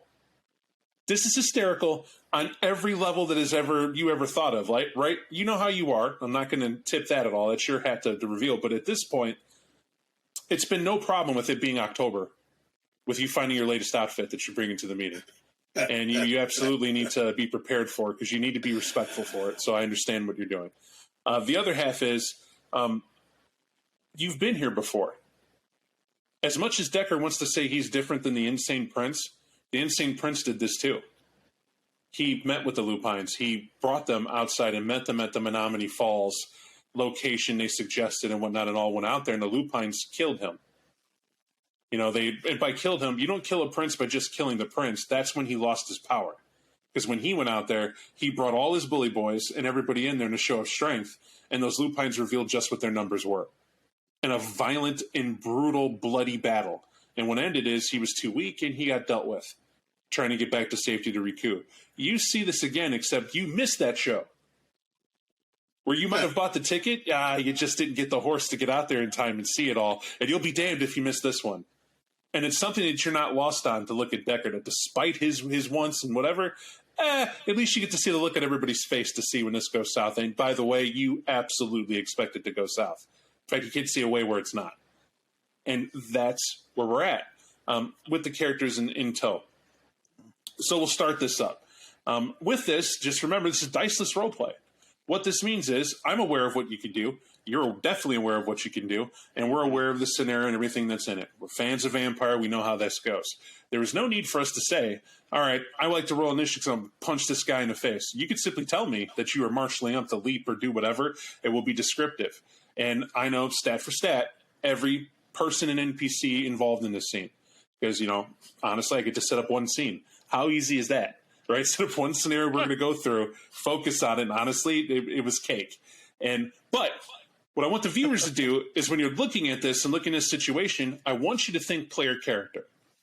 Now, this was ideally designed for it to be one scene where the players get to go with Decker. There wouldn't be necessarily just a newbie and maybe a friend of the prince, but there would be another 3 or 4 people to go with. There were sheets that got made. There were sort of witnesses to this event that would see how it play out and how it went. They give you no reason to think this would go good or bad, but I'll be honest, the people who wrote this scenario had to have known that the outcome would be, well, it could go horrible either way, depending on what it is. And so what we're going to see is if that's true. Like if we hold to this and we run this scene, what would it look like for your chronicle? And if it's great and entertaining, it's for you means Beckett Jyhad's a good purpose and worth you going through with all the little tidbits that they have in the info. So without further ado, we're going to start this off now. If I'm smart, I threw in there, I was short. Give you a little night drop of Milwaukee there, a night shot of what it is. And without Milwaukee, Wisconsin, I am not a tour guide. We're not going to be those people. I certainly can snore you to death with about skyline and the beauty of Milwaukee, and it's on the water and all the media that went into producing that shot. Instead, I'd like you to focus on Carnivore, the steakhouse. And much like I said, this is literally in a row of businesses, and it's right there up front. If those of you are familiar with any steakhouse, they typically pick a downtown spot that's in the middle of everything. Top end money. They want to up that price. They want you to know what you're going to do and what your worth is when you get into these places. And that's why they do what they do. You guys have the advantage of pulling up, and you really know, not only do you know the terrain, you also know the establishment. Where you haven't been in here, I'll testament to that. There's no way you would have been like, hey, I'm a vampire. Let's get some steak. It's never entered your mind. It's typically where you would take your high-end, let me say this in the best of ways. Your stereotype clans would be caught here making business deals. You want to butter someone up, you'd bring them here. But you're gangrel. And really, one of you's a Bruja Elder. I highly anarch at that. I highly doubt you've wasted so much as a second thought of coming in here. And it's for one reason. The place is repulsive. Right? It smells like, it does not smell like garbage. It is not sewage, right? Don't think that way. But I want you to pretend that someone really likes eating this bland, you do know this. If you've ever had protein powder, unflavored, even if it was flavored, you will always know what whey protein tastes like, right? What savage person have you met that does this? So I want you to know that. If you've ever had that grit in your teeth, right, and knew what that tasted like, every time you smell, that's what that scent is like. Right, it might be good for you, but there's so many other things you could be, and for you it's blood, right? I really, that's not that, it's blood. However, you get the emotion of the people going in. You can watch folks walk up to this place and see a smile crack at someone, hear the argument. Like this happens. You'll hear the family that rolls up, and maybe there's an argument between a couple, and then the moment they roll down the window or they step out the car and they look at the place, there's almost a glint of hope. There's a smile as a belly know it's going to be filled, and then suddenly they start getting seduced by the food, and it's immediate, and it goes by scent first. That's the opposite for you. This sharpens your focus. You're here, you can see them clearly, mortals are distracted here, and you couldn't help but think maybe this is why those other clans come here. If a mortal is distracted, they don't notice things, then they won't notice how much danger they're in. And if you're somebody that could take away the pain of their magical night, like paying the bill for whatever reason, they're more apt to, seriously, if you went to a carnivore steakhouse, if I'm there, I could think anybody that's there. And if you walk in and say, yeah, I'm some sort of magnate, I just did a business deal, their table's on me. Just being a nice guy. Enjoy. And then I pay it right as I'm leaving. I would do that on purpose, and I'd stand outside and act like I'm smoking a cigar. Someone's coming out to thank me. Someone from that table is going to go to the bathroom and come out there, and that's my feeding victim. And that's how that's going to work. And I only need to talk to them for a little bit. Everyone's going to trust I talked to them. I just paid like a $400 tab for some people to have some steaks. They're going to chill, finish their food. I'm going to get my food, and that's that. You can see this machination working. However, when you walk up, not your wild, primitive natures, you know who you are. It's the fact that this place, with you closing down the roads as they need to be, you see 4 people inside with the low staff you've asked Carnivore to have, and they're definitely working out. It's not what you expect. You can see them through the window. Let me set the establishment here.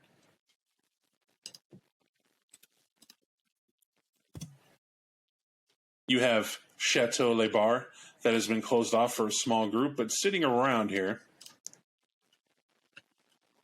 Don't know how that photo got in here. Bear with. Here we go. Bear with? No, these are lupines, Bob, not Girl. Bear with me. There it is. These 3 gentlemen are sitting around the table. They're kind of absolutely not what you expect. They could be anybody, right? But they're sitting around and they got piles of food that are near them. Like you said you'd pay, and you did, but you had expected, people could get full is the idea. So the food choice that they have, of course, is steak. And all day long, they have the classics that are laid out on the table. You know, your tomahawks, your Wagyu, Japanese beef steak that's laying out there. You know, the little ribeye, a taste of home. All that stuff they have there for you to enjoy. But these three particular dishes are what they're on now, and it kind of sets the scene for you. As you come in, they're just people eating. And it's up to you. I said come in. I mean, when you start describing how you're going to enter, what you're going to do, be aware you stand out. You three, you could, well, one of you definitely stands out a lot. But the other two, why I say I'm giving you a moment? Because we need to bear with. If you could, Mr. Prince, if you're not Decker, as in Black Prince, can you show the audience what you're currently wearing in your art decorum outfit for the evening? Absolutely.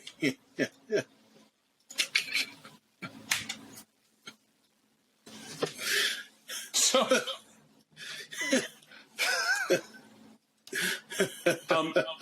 tastefully, he has the hat off. It's to the side, right? The moment you kind of give that sigh, I'm assuming that's what happens, Prince, so you can see it's you. And then you put it back on. Might be a little chilly. It's Milwaukee, you know. That's how it is. But he's ready. This is what it is for this altercation. Thomas, it's... He'll be the focus of their attention. Thomas is sizing up. So at this point, gentlemen, if you want to put pictures of who you are, or if just description is fine with me, if it's fine with you to let folks know, we can get this started as the Black Prince stepped in heavy. Yeah. On the opposite side of Mr. Faux Werewolf is Tom. Tom looks really like he stands out more because he looks like he is not even 16 years old. Maybe he's got like that dirty blonde hair, some really light blue eyes, but he looks not like with that expression of like a teenager that is like fed up and out with like his family and just frustrated. He has the look of someone that is almost done, jaded. Like he's got like lines above in his brow that makes him seem like he's a lot older than how he actually seems, and has like a air of, well, like I said, I think jadedness. Our Decker, if only because I like his expression here in describing him, has that nice little scar that stretches from his lip all the way to his ear as he misses it. The expression that he currently has in terms of the focus and just sheer being annoyed at the Black Prince, looking over at Scott like, what a real piece of shit this guy is, but I have no choice but to bring him with me. And the only reason he's not taking it out on Scott right now is because there is a certain level of resignation that he has to deal with, considering this is the only shot he has, and he can't back out now. And he'd rather have Scott with him and Tom with him than no one at all, because at that point, it's a set game. But the dice have already been cast. He's died once before. God hasn't given him the chance to die yet, and tonight might be the night. So let's see where this goes. He'll before he does so, he'll definitely take a look over at Scott and he'd be like, "You're a real asshole, you know that?" I will remove my lid once more and say, but it's Halloween. You guys, you didn't get in the spirit. You can't be mad at me for that. Real fucking poor taste. All right, just you got to come prepared. Minimize. You have to dress appropriately. You see where we are? Okay, all right. So knowing this was going to be inevitable, you wondered why he didn't ask to be picked up. Typically, the Black Prince pays for nothing. It's a high point. The Camarilla caters to, we need him at an event. They have to drive to pick him up. They send the limos. They get all the things. He's the most pampered anarch ever. And you've laughed because it's always been the venture and the tortor to cater to these demands that he throws out. A lot of them are outlandish. He had one time bought out an entire bar of their favorite beer, famous beer cheese nachos, because of the recent basketball game championship that had been won. And he did that only to throw it away as he was coming to the locale, to the Primgen Council meeting, knowing that nobody would want to eat it. So, like, we're talking like over $2,000 of nachos. He brings this place and he starts coming out. Workers didn't even want it. No one wants the beer cheese. He's like, fine, throw it away. But this is what it took to get him there. You're kind of used to these outlandish statements. You still don't know why he does it. And that's probably adds to the comedy for the Black Prince at that. But tonight, that's why you remember, you shut down. No one should come past these barricades. Somehow he got an Uber driver to pull up to where you guys are standing to let him out to show you the outfit. Like, this is me. And he took it off to show you, and then that driver drove away. Happy as a clam, saw no money exchange as these Uber things happened. So that adds to the irritation, but also a level of respect. He's able to flaunt just enough to know where the line is, not to be over the line. So with that, and you've your proclamation, and you seem resolute, how do you guys want to enter? I mean, I'm going to keep the lid off, right? Just people need to be able to hear you speak. It's respectful. Everyone will get the joke. I'm not going to make it any worse than it already is. Until it's time. Decker will Decker clears his throat, not that he particularly needs to, but perhaps it's just like one of the small affectations he has before he takes a look over at both Thomas and Edward. He's like, all right, you know the score. We're going to meet with these folks. It looks like they're still feeding, which is not a bad thing at all. Jesus fuck, they could eat a lot of food. He'll twitch his nostrils for a second, just as if he's trying to remember something, but not really. We're going to have a sit down with them. We're going to have talk. A nice, peaceful talk, whatever the fuck that may or may not mean. If things go south, it was nice knowing you, gentlemen. Tom just kind of like stares at him for like a heartbeat. And then just like walks in to the restaurant. Not like walking straight to him, but just walking a little bit ahead of him and to the right of the prince. Which I believe from this layout would put me between the prince and the werewolves if they decided to jump them. But hey, they just ate a bunch of steaks. They probably have to let that food settle before they do anything extraneous. So I think we're all right now. Big smiles. Fair enough. Big smiles from me. Just bringing up the rear. All right. He'll head over to the table, calmly walk over to the side, let himself get it within peripheral view, and he'll wait until both Scott and Eddie Scott and Thomas are within view of his guest. It's not hard. When you guys come into the restaurant and start walking up, you're first met by a hostess who wants to get you sat. She's all smiles, very calm. She already knows where you're headed, right? You wouldn't be here at the entrance if not. It's been a private party rented out. And they recognize you, Decker. After all, you're the one footing the bill. So immediately they ask you for your card and let you know what's going on. And they show you where you're at. And they're at the $600 mark at this point. Those are their third steaks that they point out as they've been going through. But they at least are done with the appetizers. A lot of mushrooms, she'll chuckle. And it's like they haven't ate before. This is what she'll say. And she appreciates it. But they said you're apparently a boss and this is an outing. So that's fine. Dessert is on the menu. That's on the house due to the size of the tab. I've already talked to my boss, so you let us know. Drinks are free unless they're top shelf. Let us know. We'll come out. We'll get them. And what can we get you started with before you sit down?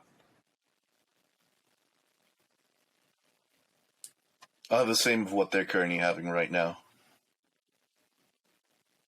All right. I got to make sure you're okay with that. They're having a Blue Laguna. That's with an umbrella, 16 ounces of alcohol, coconut rum. It's basically like an Islander drink. That's what a lot of folks like go for. But then they're taking it with a shot of, I believe it's 24-year-old bourbon. I'm terrible at alcohol, but they keep asking for a higher year. We're just giving them the good stuff. That's it. That's fine. I'm not trying to go that high. I mean, there's an old bottle if you want to open that, but I'm told that's $1,000, about $300 a glass. That's fine. I'm just trying to make an impression here, unless these gentlemen would like anything. Well, except for he points at the kid. He's like, we'll just keep him simply on. There's a gentleman with the white hair, the older, I think, Asian gentleman. He's barefoot. I don't know if that's we didn't know how to address that. Don't worry about it. Have you ever heard these things called mukbangs before? And or like the hot dog eating contest? Now, I'm a big fan of the Brewers, and every now and then I want to contribute something to the city, at least a show before then. That's why these guys are kind of doing it. They're very, very hungry folks. Don't worry about it. I'll take care of it if anything happens. He just hands over his card. And you hand over the card, and it's this classic. She goes, she runs a temp, she doesn't fully tender it out, whatever. But you do get a text message, an account alert, that an attempt to put a certain amount, prepaid, blah, blah, blah is on there, and it's to the tune of $700.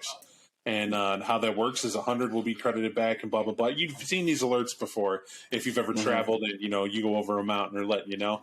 You put in your code, you do your thing.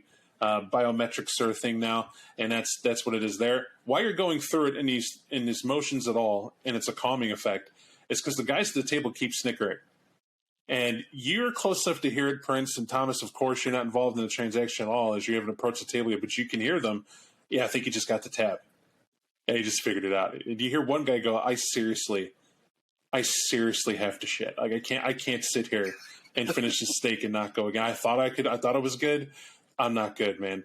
Like, we're talking, it's a trash can moment. And you see that it's the, the white-haired gentleman who's barefoot is the one that's telling him that. And they're like, oh, okay, just go to the bathroom then. Like, get up and go to the bathroom. He goes, yeah, but there's all that wet stuff on the floor because people pee all the time. They'll both look at him and blink and, like, can you just here, and you'll see the kid with the he's wearing sort of a beanie hat on top. He takes off his boots, his combat boots, and hands them to him, and that guy will put them on. He's like, you're a lifesaver. It's so gross what's in these bathrooms, and he stomps off. So you'll see good old Shoeless Joe, as we'll call him for the moment, stomp off the head to the bathroom for some much needed relief, if not a gross moment. And the remaining two guys the kid will with the beanie will turn and look. And the guy with the smiling face that looks like a salesman, he sounds like one too. You'll see him turn. He's like, oh, hey, guys. Hey, we didn't save any appetizers for you, but they're gems. You could just order more. They just bring more like it's their hobby. Tons of food. Couldn't possibly eat it all, but we did. So just go ahead and bring it over. We could do a round 3 if you want. We're totally good for this. Nice. I was hoping about that. I actually did order another round 3. At least you're enjoying it. Gentlemen, this is, I guess introductions are in order here. As I'm paying and you are my guest, this is Thomas. And this fine gentleman over here, who's in the festive mood, is Mr. Eddie Scott. I will glare at Ed. I will bow deeply with my helm under my arm. He'll look. He's like, if you're awkward about that, don't worry about it. My name's Pete. It's a pleasure. The other guy's going to be here in a second. I'm sorry, he's here. He's always quiet though. Dave's not a talker. More of a complainer. You ever get that guy who just like never happy every day? There's always a problem. Like. Yeah, I know. Yeah, we do. Tom is just looking at Dave. That's the kid with the beanie. Yep. I'm just sharing a look with him because apparently that's my foil in this group. So he'll just kind of, he'll knuckle down, do his thing with all due aplomb. Finally, they'll say, yeah, Karen will be back in a minute. It's what he does. Should we wait for him or can we? That'd be great if you did. It's sort of what he does. He's there to kind of keep things on a roll. We're kind of awkward about this. I gotta ask. It's a lot of balls to show up here in a wolf outfit. Like, is it at least a bet you did?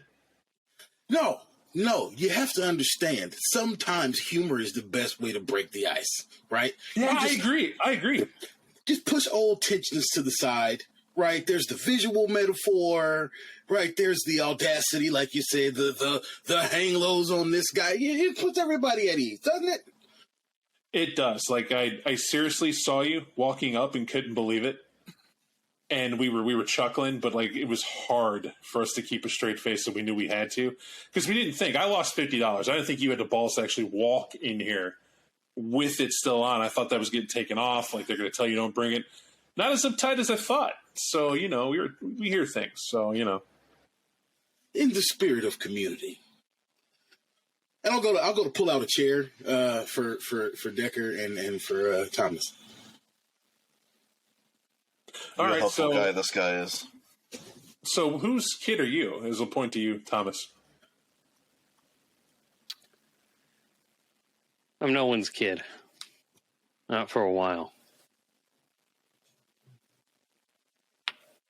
All right. You need a hug? Like, I don't get that. Like, you're nobody's kid. Like, you don't need a dad. Like, but these are not your parents, is what I'm getting at. Well, Decker gives me an allowance, so. All right. Okay. There we go. There we go. I'm just trying to find normalcy here. Not being jerkish at all. But I know that here's the thing. Like, if he gets out of line, he'll gesture to Beanie Head. If he gets out of line, does whatever. He's the youngest of us. We kind of expect that there's a little leeway, right? Visually give it. You get he might be lippy, blah, blah, blah. If you're the same caliber, I need to know that. But if you're telling me you're some, like, I don't know. I don't even know if it's true. Are you guys immortal? Are you like some weird 400-year-old people kind of walking around Milwaukee like it's, I don't know, Vegas? I mean, did you think toilet paper was breakthrough technology? I mean, I've always been curious. Doesn't exactly work like that, but I think since we're fed, we can at least hope to get this conversation started as soon as Karen gets back. Yeah, you'll see Karen coming back. You also see that Karen has a brown bag with him. That brown bag has a lot of dollars in it. You don't know what bathroom he went to. Bathrooms you go to don't come back with money in them. And it's like partly under his shirt as he'll come back and sit down. And he'll get the boots off and he starts loading the boots up with the cash. And he'll just look around. Oh, hey, everybody. Deadpan. Like it's normal. Hey, hit the jackpot, huh, Karen? I'm Scott, by the way. Nobody likes a snitch, Scott. Snitch? It's just us. It's just us guys. Snitch too. I mean, yeah, It's just like take care of yourself here. I got to give my shoes back to my buddy. Okay? It's just... Right, of course. There's Beanie's sort of like looking at him like, all right. He'll lean in and they have a close conversation that all three of you are more than capable of hearing that maybe they believe no one else can hear. And it's tight-lipped and he's literally like, why the hell did you rob the place? We're not even paying. And you'll hear Karen, it's the principal. What principal? There's all this meat in this place and there are people starving in the same city. And they're going to sit here and spend this money. They don't need any of this damn money. They don't need any of the food either. You know that whole back door is wide open. They stupidly closed off access for the cops to be here. I mean, if I have to shit more, I'm going to totally hit the ATM that's on the inside of the mall here. Bank. Yeah, no, you're not. You're going to sit here. You're going to have the conversation because that's what we're here to do. Yeah, totally. I'm here. Get your shoes back. Don't not tie your boots. Dead giveaway if money starts falling out. His eyes will roll as he'll sit back, and Karen will look back to you guys and just start slicing up the meat slowly. Decker will clear his throat once again. Are we waiting for someone else? I think reservations were set for 7 instead of 6. No, we were told it was inauspicious to have more than 3. We were told that there would be 3. At least Dave said he read the bones. That's what happened. Or if I'm honest, I need to be honest. Well, honesty needs to be here. We talked to the rats. They said there were only 3 of you coming. We thought it'd be shitty if we had like the full entourage, right? Considerate. Exceedingly considerate. Thank you. So as I said, Pete, Karen, Dave, we're here. You're Scott, Decker, and Tom. All right. So that's the polite part of the meeting. Hang on. He'll reach into his pocket. It's a napkin he'll look at. He's like, so that's introductions. Appetizers we had. You don't get appetizers. That would be a mistake. So we'll just, hope you ate before you came. Your business, right? So now we're talking about this, what you want to talk about. That's what you're here for. And he'll fold the napkin and stuff it back in his pocket.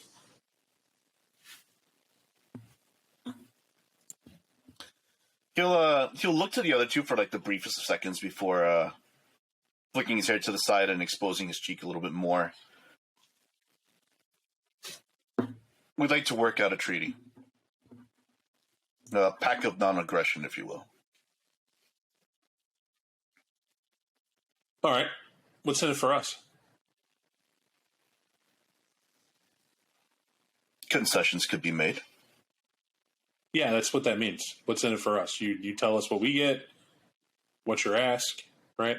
If you're asking just for a peace treaty, we seem to be peaceably existing right now.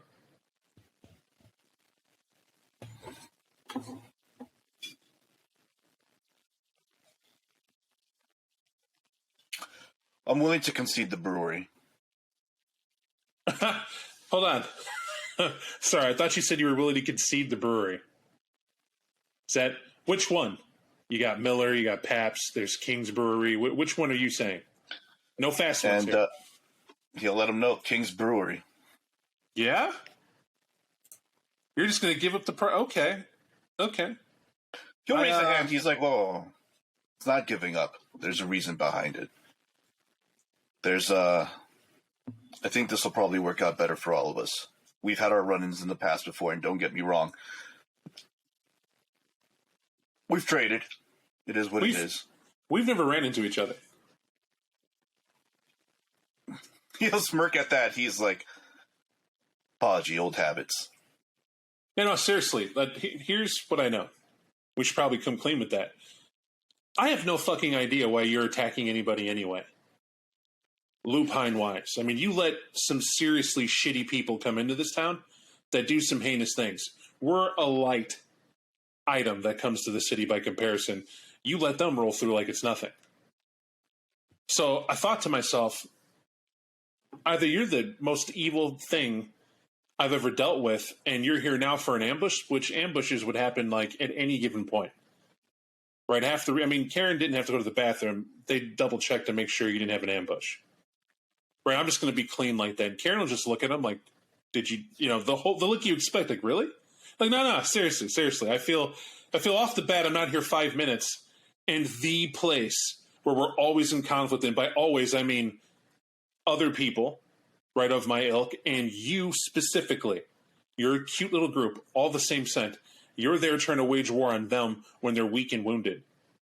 I mean, you're bottom feeders. You're coward fighters. You don't straight up fight them. You fight them after they're in conflict. You ever thought why that was that they were fighting?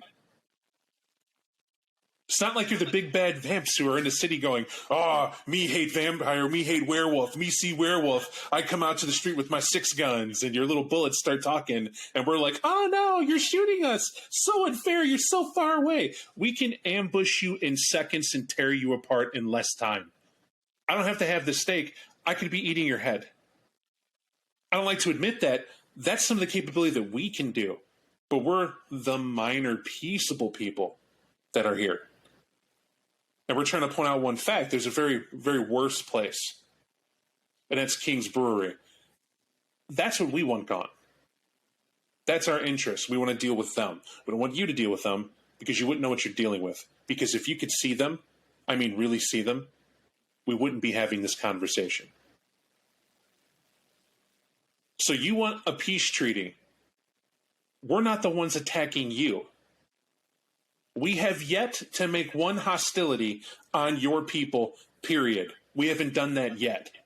What has always happened is we reveal where we're at because that's what fighting does. And your little cavalcade comes in shooting guns, and you might get the weakest of us. And we're left trying to figure that out. So, since I know that's the truth, that's our side of it, why the hell are you doing that? Yes, we agree to a treaty. Those terms are fine, but why the hell are you shooting us in the first place? What is in you that says you have to try to kill us? Not that we have to try to kill you, but if you're not the ones that are coming after us, other fuckers are. And I've seen them come in and they've attacked a lot of our people. Now, that's my suggestion, and that you haven't met with us, and that's completely fine. But we've seen the people that have come after us. And because they keep coming after our city, and they keep trying to take our people out, for one reason or another, God knows why the fuck why, we go defensive. And we've learned to put up with it. Beanie raises his hand like a kid in class. You look over at Beanie. And Pete will just look and you can talk. It's like, I'm just being polite. Listen, we're not... you can't tell us apart?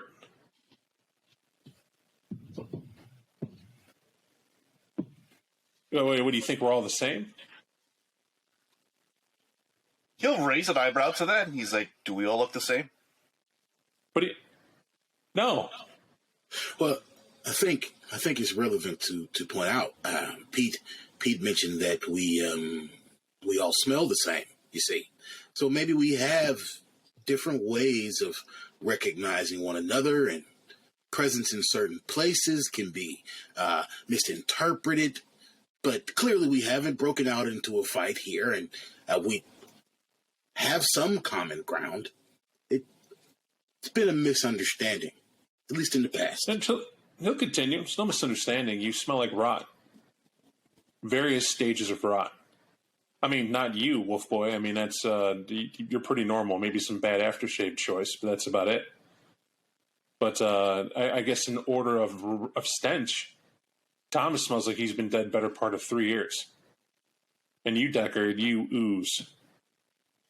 You're like stepping in a corpse, right? One that's been in a swamp for a long time in a hot wind. That's you. Like, you may wonder how we can still eat through that, but the simple fact is that I can ignore what I smell to enjoy this delicious Wagyu steak. I'm able to do that.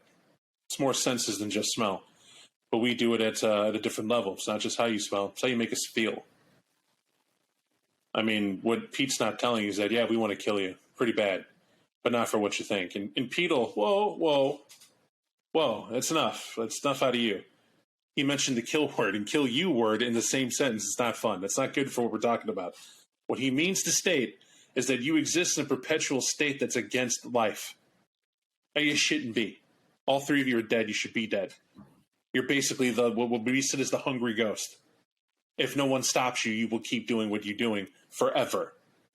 So that's like a plague. It's like a cancer. In order to stop you is to kill you, because you have the very bad habit of making more of you and thinking you're like regal or rule the night or whatever it is that you think you do. We've seen you do it. We've seen your ridiculous meetings. We've seen your, what do you call it, Alicias, where you get out there and you have your little moments and, I'm king shit, no you're not. And then like, what is it, the cute little duels you used to do? We've heard about those. Those are passed around at campfires. Those are pretty amazing. Sorry, you can say something, son. I'll turn to you, Tommy. I was just looking at not a cop. Well, that's the other guy, at Edward, when he was talking about the duels. They've been watching us better than we've been watching them. It's not your fault. Your victims are very loud. We're worth observing, Tom. And to your point, we're not all the same. Dave, you have to understand, being old, there's a madness, and some of us handle it better, right? I'm certainly older than I should be, right?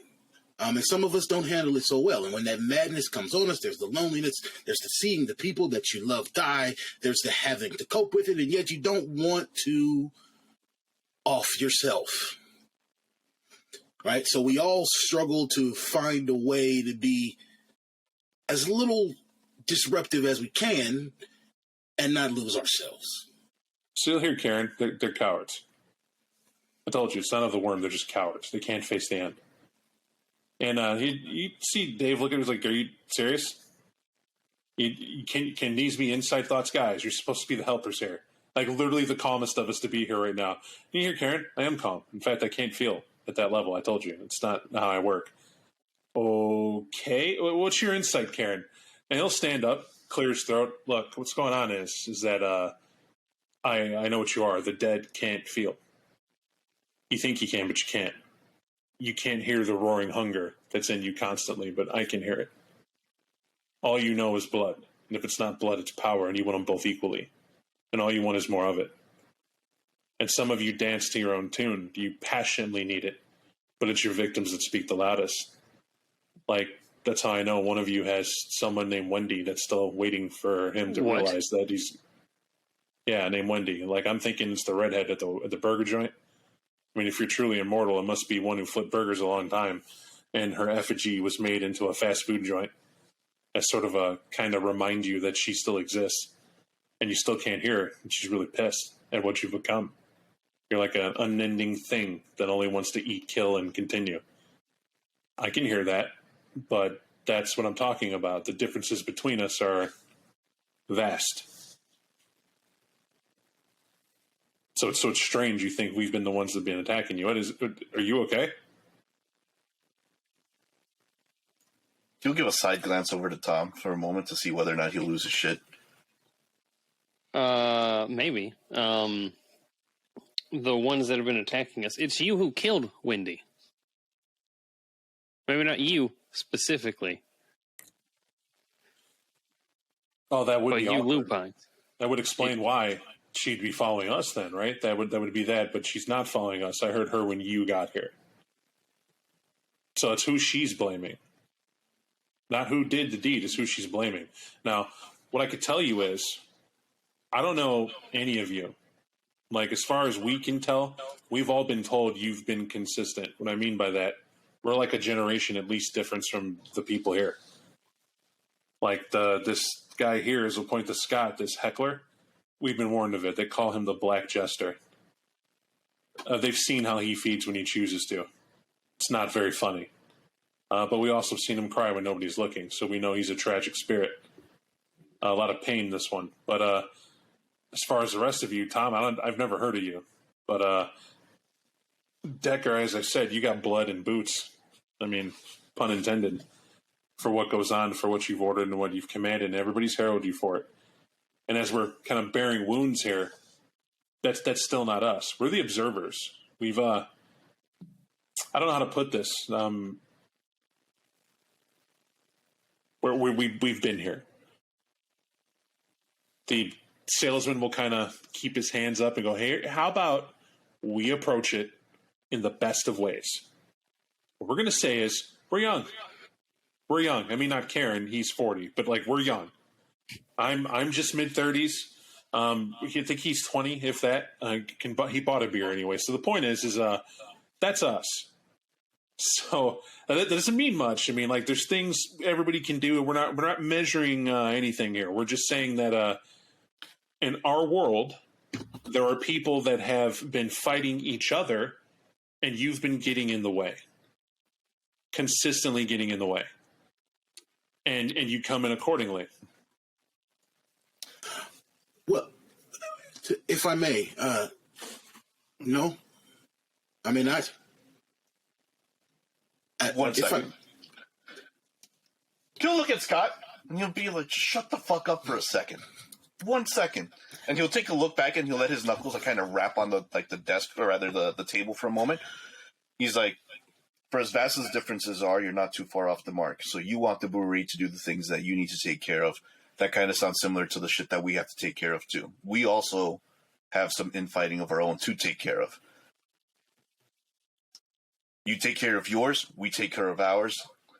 I think so far this sounds like a better deal, regardless of what indiscretions. He'll look over. He won't even look over at Thomas and Scott as much as it is. He'll just face the trio of Lupine before him that we've committed. You've said it. We've been consistent.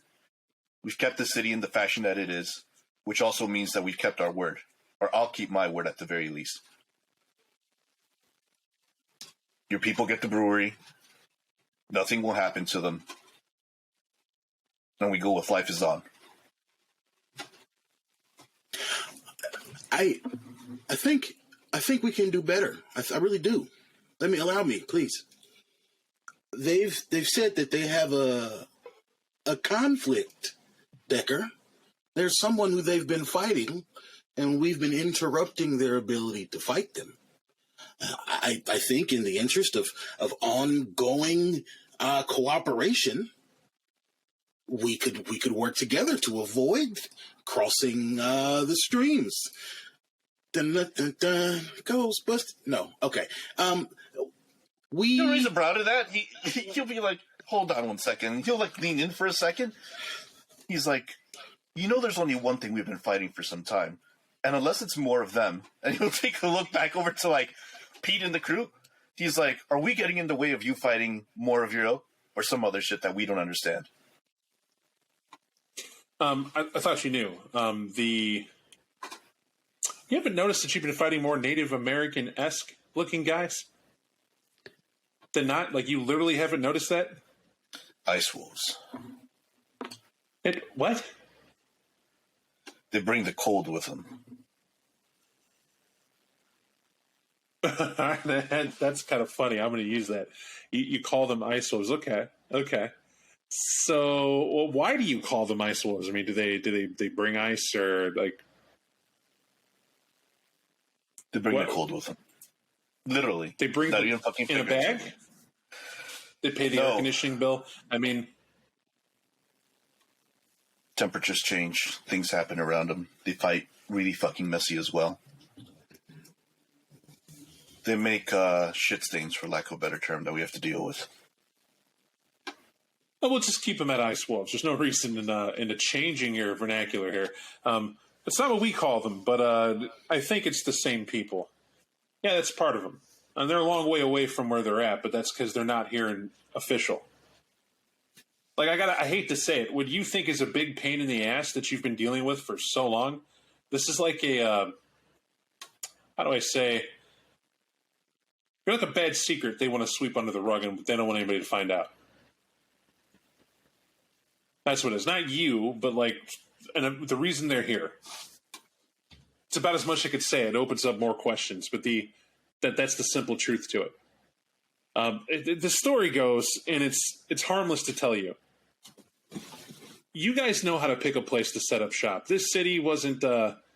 You can't hear it, but it's an English town. You build cities in the bones of the history before. And for immortals, I find this fascinating that you're blind, deaf, and dumb to where you decide to build on just because people show up. And it's one of those effects. And so this territory was they had someone real bad. We'll just put it that way. Someone real. I don't really. It's not my people to tell the story. One of their real bad members decided to go with the enemy, steal two important things. Just if you could steal the feather from an angel and then take a halo and make a run for it, it's about like that. Like, fuck you, God, take off running and thinking you were going to escape. Let's just say that that's what he accomplished, and he came here, and the people that came after him were died horribly. I mean, he did too, but we didn't know where his bits fell. And that feather and halo still need to be recovered. Does that make sense? Not at all, but you've got business you're trying to take care of. So there you go. That's where we would like to keep it. But the problem is you built a fucking university on top of it. You know how that works? There's a slow amount of realization that comes to Decker's eyes, and it'll only show with the creases of it as he goes like, well, that's what the fuck this is all about. Yeah, right? See, I'm right here with you. In tying this together, we didn't know off the bat. See, our people have always been with the city. We go where the rats tell us. And the people here needed help in the community because you guys were here. But then we quickly realized you're sort of – a city has a life to it. It's like a big moving animal, and you kind of need people to feed off of it, and you kind of need people to keep it in line. You kind of meet that balance. We're not too hard up about it. So we've never just killed you. Well, you as in people. You got some real bad eggs. Guys who like these blood rituals, hanging people upside down in hotels, having them drip down and trying to make more of themselves. We know there are King's Brewer. Yeah, you need to keep them in line, right? Because we're going to kill them every time. I'll admit it. We've killed them. I think you can kill them. I think we're in agreement. You can kill them because we're trying to kill them too. Well, right, but where you're trying, we are killing them. We know how to kill them. Like, we know that steak in the heart and that garlic works out, garlic-coated bullets, the holy water thing, pretty much like a charm. If we get a bathtub, we dunk you in the water and we hold you there till dawn, you die every time. Doesn't matter how old you are. So it's working out. Decker just simply nods. Tom is fighting, saying stuff. So, I mean, hey, I'm sorry to keep cutting you. I'm just letting you know. I get it. We're strong. We know how to do that. But we strategic. We strategic. We pick our battles. Mm-hmm. Right? That's what we do. You guys who have your meetings, though, continue having your meetings. We just care that you get, it'll point right at Decker, you're past your due date. That's all. We're working on that. It's been hard times.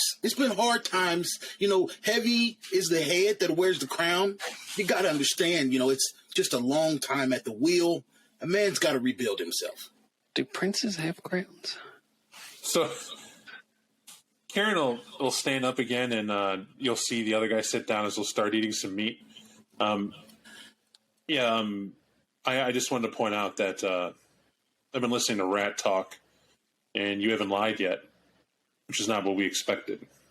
We expected a lot of lying, and you're not. So we'll continue that story. The guy who fell is from another group of ours.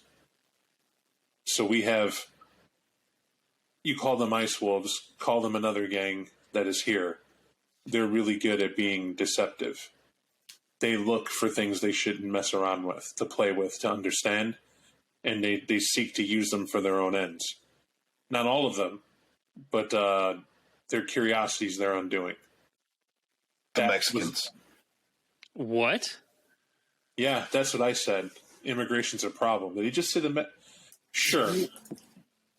He'll snap his fingers for a second and he'll be like, trust me on this. The fucking Mexicans that dress up like students. I've seen their oath before. I call them the hood. They're not as loud. What are you talking about? So, racism aside, we're just, sure. The Mexicans, they're the problem. But sure. We'll just stick with that.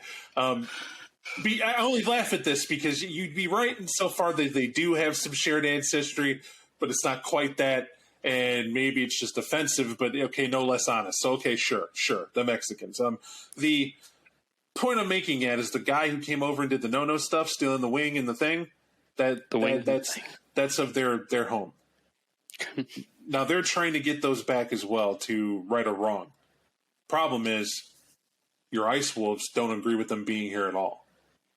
So when they send their people out here to come and try to, you can almost say it's cyclical. As they get enough, they send them back to come deal with it. They get wounded and leave, and you're like a training ground. Think of it that way. You're like a paid-for battlefield to teach them, hopefully, wisdom. And those who realize that sucks to get shot with silver because we're warring in a territory not ours, yeah, that's the lesson. And that maybe there are greater evils, and like that greater evil would be the fucking brewery. And he'll stop and they'll say, like what he can't tell you is that brewery's place, I'd love for you to see it. But the problem is that the dead lack the ability to care. When you become what you are, you shunt yourself out from the voice of life that made you. And so the anguish that she's in, you can't hear her word, and you can't hear her pain. And so you can't see what causes it. All you see are dollar signs.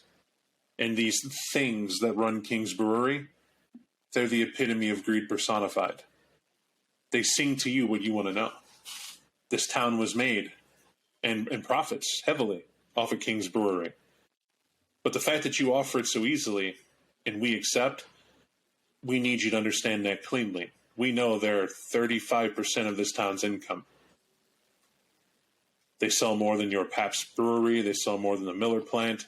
They provide more jobs, and they're en route to buy off the other two to be the sole proprietor here. And your own shares, I might add.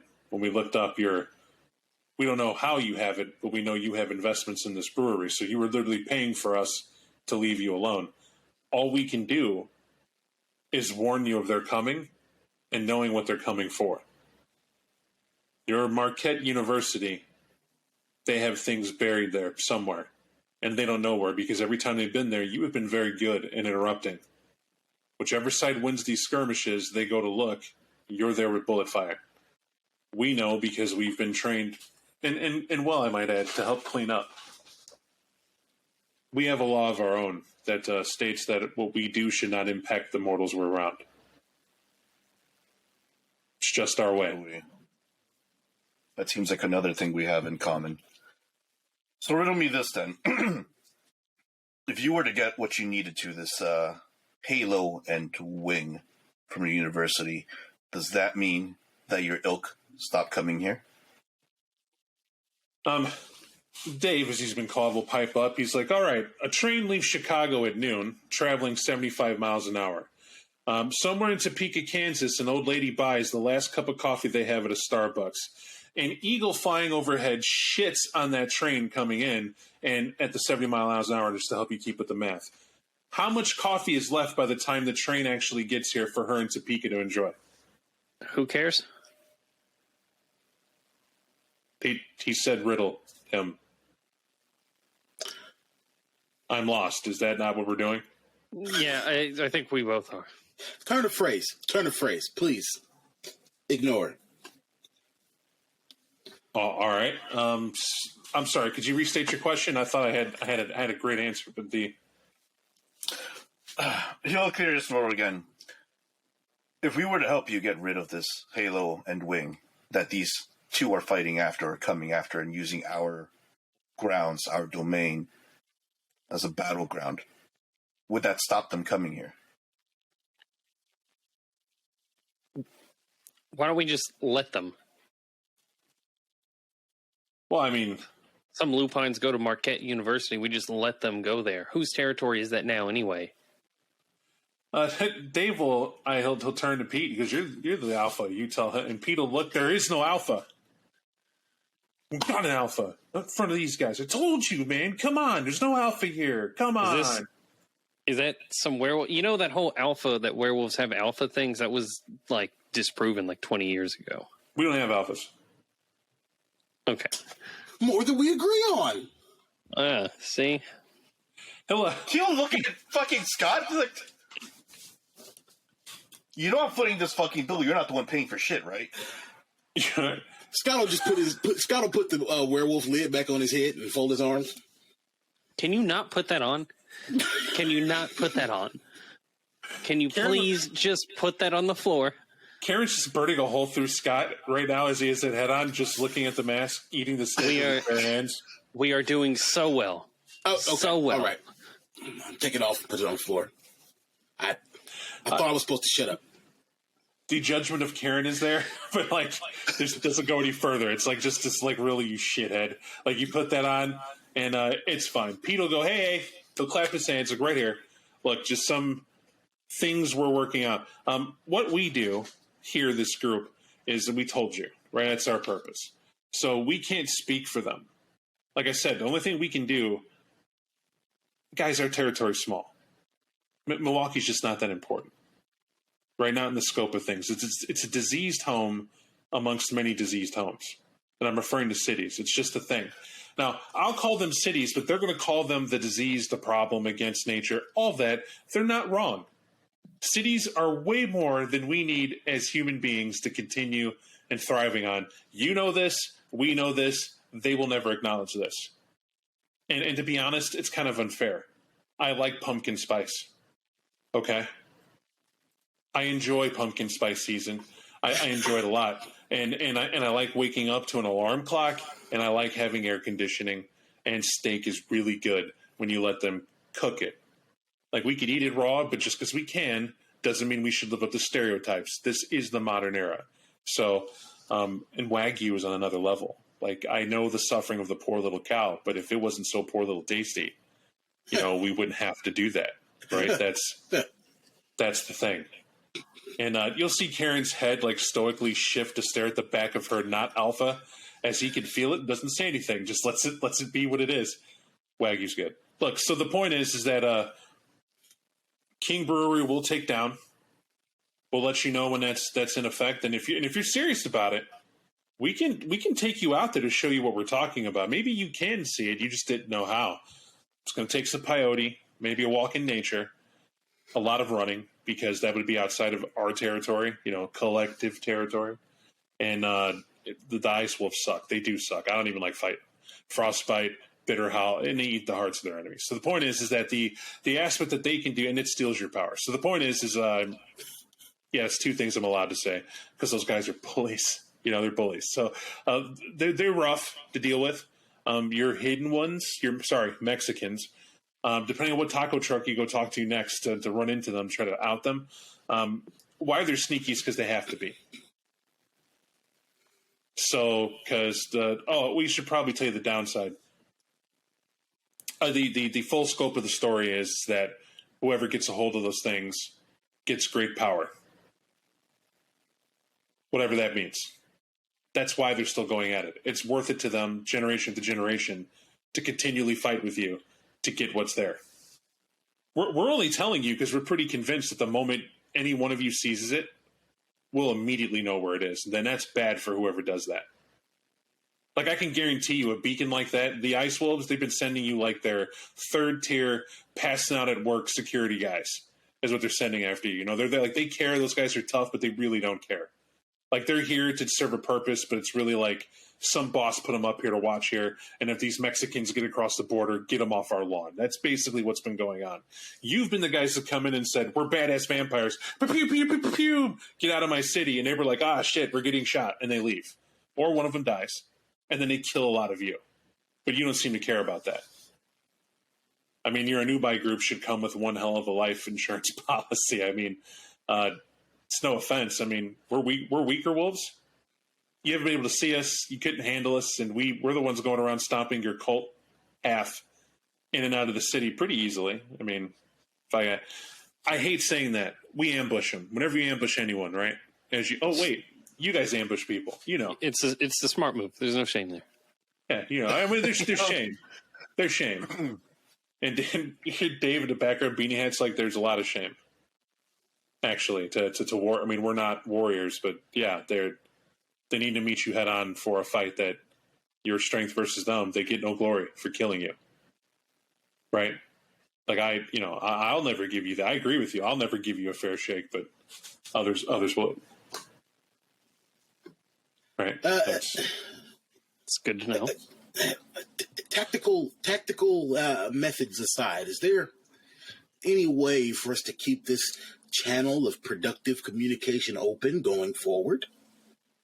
Sounds like rats. Karen will pick up his wallet out of his pocket, and he'll look, and you'll see it clearly show a female. It's an ID in it that she can see him pull out that says Karen Dover on it, and there's a blood thumbprint on it, like fresh blood on it. And he's like, she might have a card. Let me look. He starts going through his Costco card. No. Can you do your email off this? And he'll literally toss you a bank card for a Karen Dover on the table. You put that in the ATM and push the number in, send us an email. We'll respond. The look Brennan has in his face is Pete right now. They're not alpha. It's just Pete, someone made mention of talking to rats. I mean, you're not the only ones that can do that. Is that just the easiest way? What do you mean you're not the only ones? You guys can talk to rats. Yeah. I mean, you already said you can talk to rats. Card on the table here. It's not the whole hand, but there's at least that. Karen will look at the cards and put the card back. Okay, it's not that one. But wait a second. If you could talk to rats, this is Karen. Well, why haven't you helped them? What? Why haven't you helped them? What are you talking about? That guy will have the same look as well. They're being poisoned and killed at an accelerated rate, all because they're rats.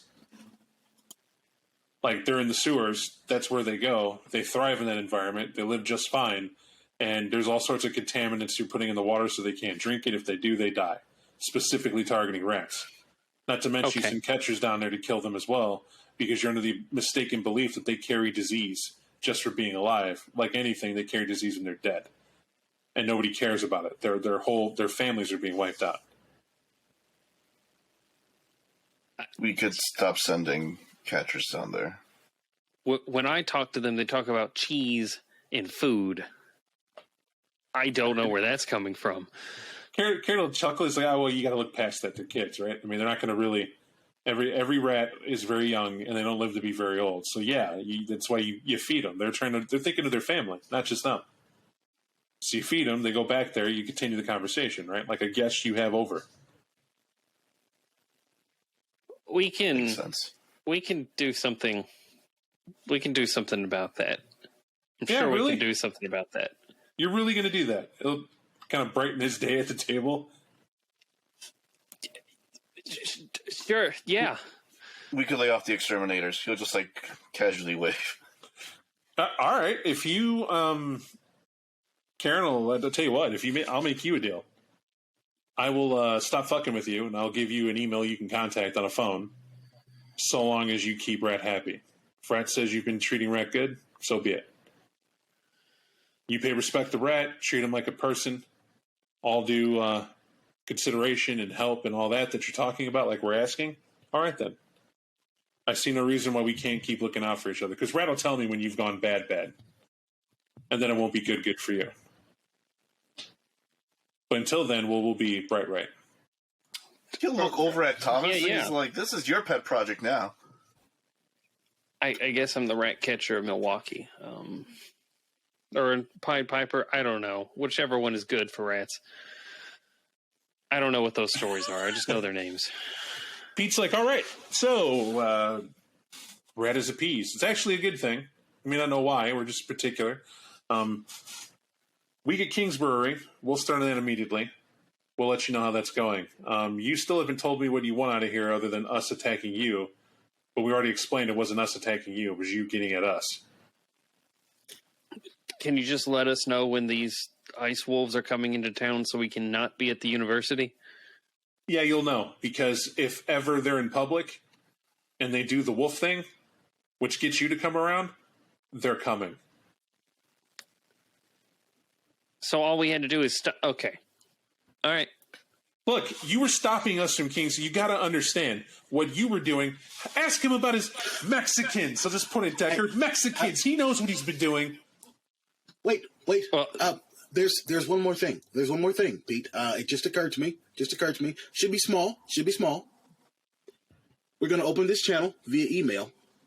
Is there any chance you could tell us where you find these ne'er-do-wells who do the nasty rituals Blood and rituals. procedures that you seem to have fought them over, and we don't like those either. Can you share that information? The problem with those guys is, unlike Mexicans, they're actually really good at being hidden. What I mean by that, they come in the cover of night, and they waste no time in, like, I don't know how you guys do it, but it's a pretty fast ritual. We just know it requires a lot of blood. And it spits out an exponential more than go in. Like, I've watched them clear out a movie theater and turnstile out people just for kicks. So there's a suburb not too by from here that tried that, and we had to put that down. And they were there to, as far as we were concerned, that's how we found out one of your, Elysium clubhouses. That whole movie theater was supposed to go and hit the night of your inauguration to Prince. Some fat guy in a suit told him to do it. It's like Will dressed up, wore a laurel on his head. Said he was really the prince of the city. It's okay to do it. He just like shakes his head. You don't think? No. Yes. He called himself Perovich. Perovich Nero was his name. Pretty certain that's what it was.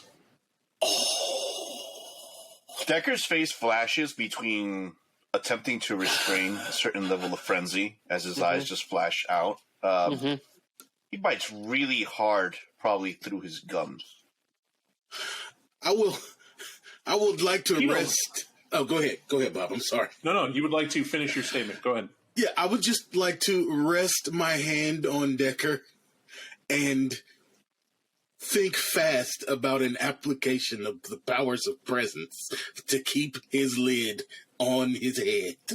So you're trying to soothe him or the room, or how are you trying to do that? Him specifically. I'm trying to keep him cool because I know he's lit. I got to do something. The effect is that you can't, for you to have a grand effect, and you know this, you're going to have to hit it hard. You're older than him, right? You know you are. He doesn't believe you are. But the fact is that you can't go easy on it. Right. And sort of this wave of it'll be okay kind of hits you, Decker, but not just you. Thomas, you get hit with it. The Wolves have a decidedly different reaction. It's as if you're doing it to calm Decker and keeping his hands out on him. You'll see them back up, and they'll get behind Pete. They'll get up from the table, get behind Pete, and back up very quickly, as if they don't know what's going on, but they're also not certain. It's like they're trying to sniff the air and shaking their head like something's off and looking around. And Pete will look in your direction, Scott, trying to say, they don't know what's going on, but something is going on. They also don't know if it's good or bad, but it's clear it's put them on edge. Like they're expecting something now. I know, Pete. I know. Please stay calm. Just give me a moment with my man here. That's a revelation that was hurtful. Just Edward, do you want to take him to the bathroom? absolutely, yes. Let's come on, Decker. Let's take a walk. Come on. If you go with him, Decker, that's what I need to hear. You are, after all, the prince. He doesn't. He's like, no, I'm good. Decker, of course, the reason why he's doing it, you could tell, is like he's resolute. There's still wolves, and there's always a chance that them separated is always going to be bad for the rest of us. So while Decker seems compliant at the moment, he's always been thinking. He'll simply clear his throat again. He'll straighten up. He'll fix what's left of his slightly disheveled self, if anything at all. And he's like, I'm sorry, I had a moment. But I do appreciate what you've told us. I owe you one more. You did solid by me. Paravich, huh? Real piece of shit. They'll remain standing, and Peter goes, so look, Karen, you give him the thing, and Karen will, way more sophisticated than you expected, pull out a different cell phone. It appears to be an old, I won't say old, it appears to be a Samsung of a variety that you're not used to seeing, high-end or not. None of you, you're all old vampires, or at least beyond, the era of the phone. But pulls out the back. There are 2 chips in it. He'll take out 1 chip as far as you're concerned. He'll put that on the table. You'll see the back of it says SIM. It's a small little white card. He'll put that on there, and then he'll close it up. And he'll look at you. If you put that in to any phone you have and start texting the actual number that will be stored in there, it literally just says number 1. That's how I keep my phone. That's to this phone. You can do that. You do that, it's already in there. You'll have it. It comes to me directly. Won't go anywhere else. And so we'll communicate through that. But that's so long as Rat is happy. If Rat isn't happy, his colony will devour your home. Understood. Yes. So Pete will go, great. So we got a verbal agreement. Hey, right? This is great. Decker, brewery's ours. You want to intervene this time? Great. Your little club Egyptian people will stand down from all that hostility there. The Marquette, though. The Mexicans go to the Marquette, and the Ice Wolves come out to deal with it. We'll text you. But I got to tell you, it's going to be a tandem effort. We'll work on the other end to try to send word this time, where before we were quiet. Look, guys, you really got to know this. If you encounter them and for some reason they're not trying to kill you, which would be rare for those two not to want to do that. But if it happens and you told them, we talked to us, these aren't our real names. Dave, Pete, Karen, we put them in a pot, swirled them around. I'll look at Karen. I gathered. Yeah. Karen's actually, I'm sorry. Karen had your juice in her. That's the store manager for this place. We just took care of her. We helped her out. She was poisoned. So she's better now. She had the what? Juice in her. Juice in. Okay. I don't know what else to call it. I don't know if it's a ritual. I don't know, whatever. But apparently she'd been working for you for a while. Okay. And, we found out. We talked to her. Rat said she was bad. So we helped her. Bob, I'm assuming that's not one of mine. I'm going to look at the other two. Like, is that one of yours? For someone who will ring a bell for, it is. And Decker, why did you already have the grimace on your face? He set up the place. This is why he set up the place. This is the person who owned and operated the place on behalf of him, which is why cost wasn't necessarily a problem, but was an issue. Seeing now that they're in her ID and putting 2 and 2 together in that admittance, it does sting, and it stings a lot. But I'm going to say due to the level of power that this room is under, the effects of majesty, it would be offensive for Scott to have you lash out after a deal seems to be going good. They're leaving now accordingly. To help you understand, they are not affected by you, Scott, and you can tell that by how they're not genuflecting. They're on edge. But they may have had an adverse reaction otherwise. So it's not that they're completely unaffected, it's that they have no reason for the hostility, but they're taking their caution and they're leaving with it now. Like, it was mysterious, it was so calm, and now it's getting weird, and they're backing up. But they stop talking as they get that done, and you'll see that Pete at least turns around and will tell them, let's just get out of here. And they'll head for the door, food on the table. You'll see a hostess want to help them or whatever, and they're waving them off, and then she just lets it go. But they're bringing over bags for takeout anyway, as there's these expensive food left on the table, and they're coming over to clean up unless you wave them off. I'm not going to wave them off. I'm going to take those bags and give them to somebody in the neighborhood. All right.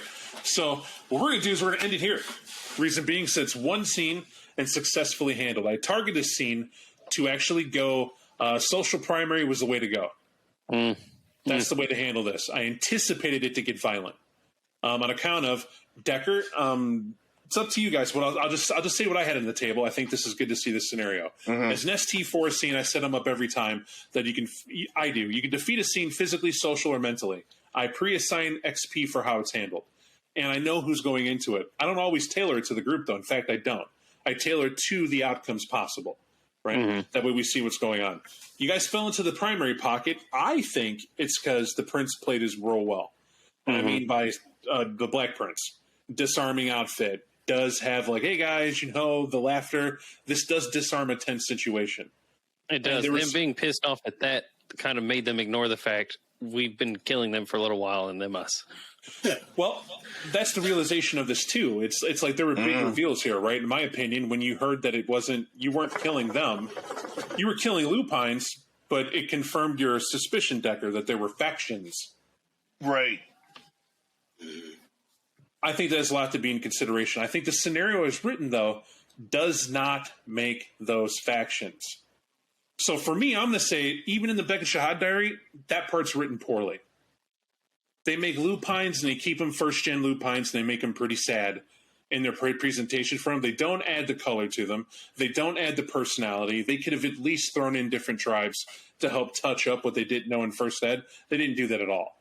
They leave it up to the storyteller to do all that work. And if you're a primary vampire player and you're not comfortable dealing with lupines, you're missing a whole world of what those lupines and factions would do. And that's what I tried to showcase here, is that you're not just dealing with one blanket group called lupines that all think and operate the same way. I was about to say, that's one of the things in Beckett's Jyhad diary that does kind of get missed, because somewhere else it does mention that Decker has an idea, but not in BJD. So especially for those of us that are getting back into the game and all we're reading it, if it wasn't for the fact that we, have the roles that we were playing and we had some idea of it, it could have gone poorly, because one lupine is every other lupine. And unless I know that, how would we know anyway? And then the same thing kind of happens. One vampire, all the same vampires. So you're telling me there's other factions that we're not warring against you? That's bullshit. Until he starts thinking about it, and he has, obviously, okay, well, there's the Ice Wolves, there's the Hidden. All right.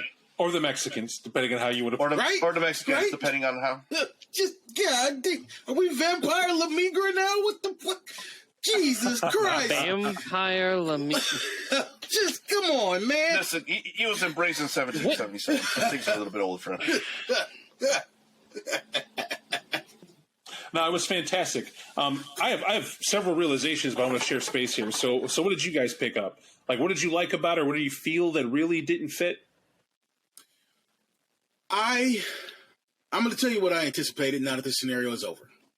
My expectation was that we would find a way to come to some kind of, at least daytime, like an impasse. So, okay, you guys don't do the thing. We want to do the thing. We're not going to mess up your thing. You're not going to mess up our thing. Things are getting real. And then we would all go outside and get ambushed by some other tribe of werewolves and have to fight our way out.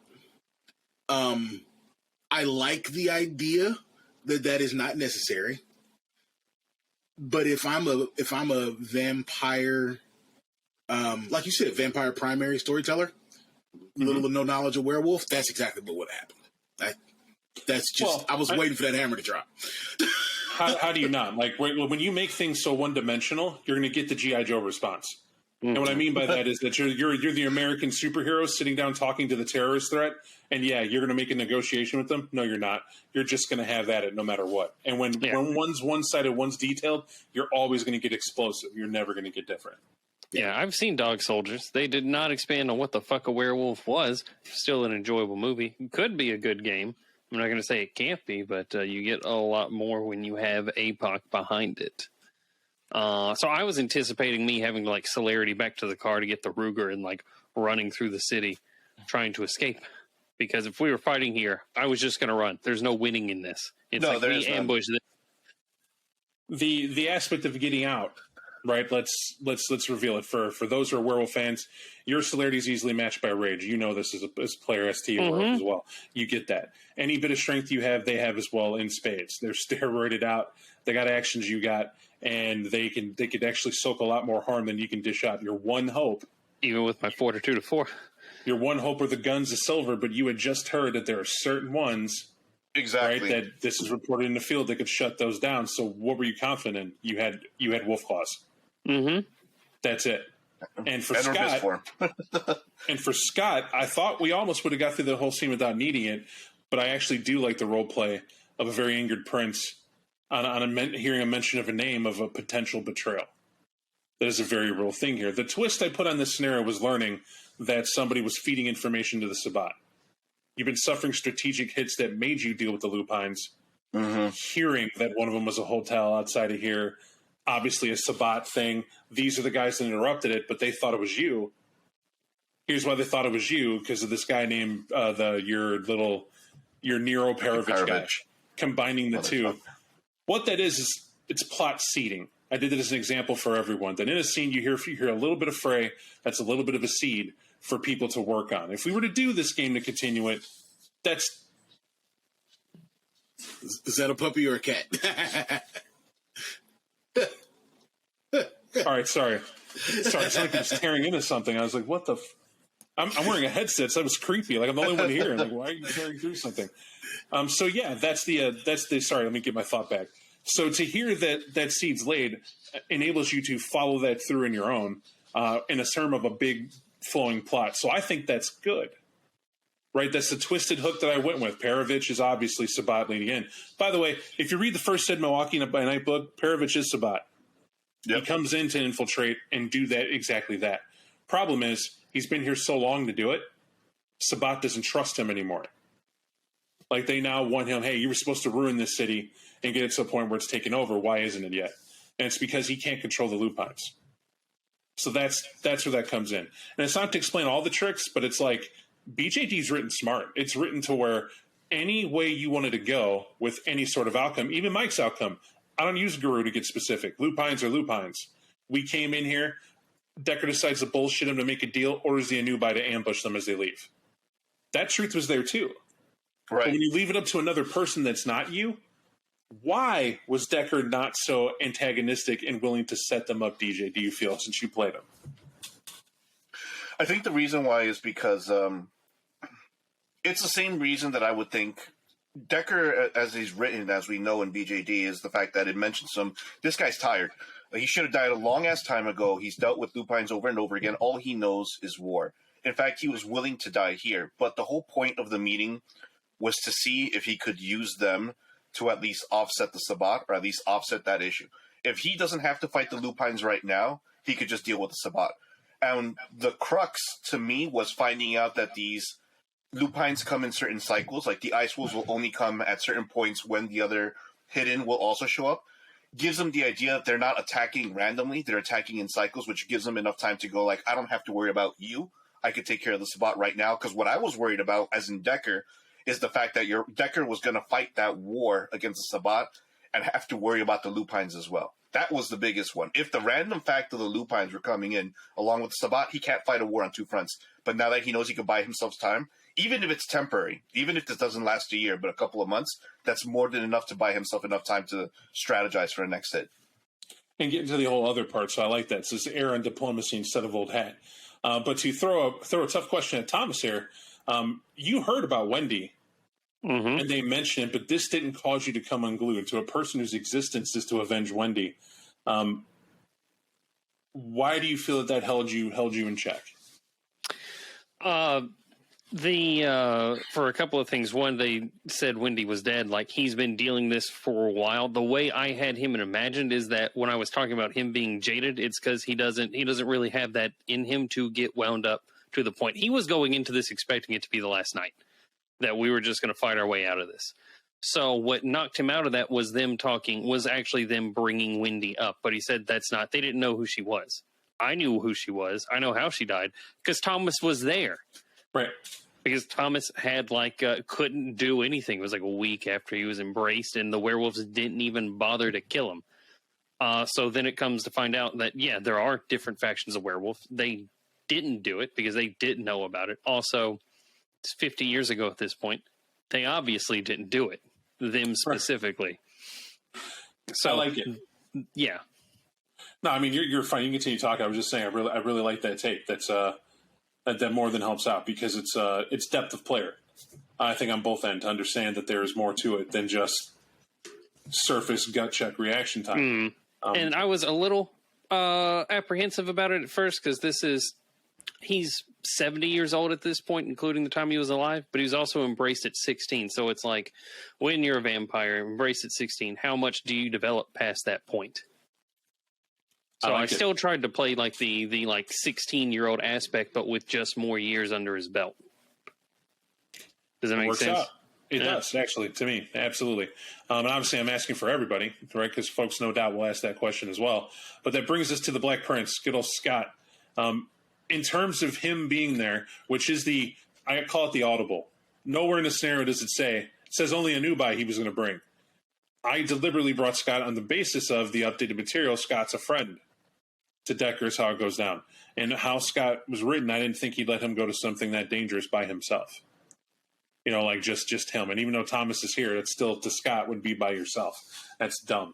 But the character is comedic relief for that reason, I feel. But for Mike, what was the challenge in playing that guy in that scene?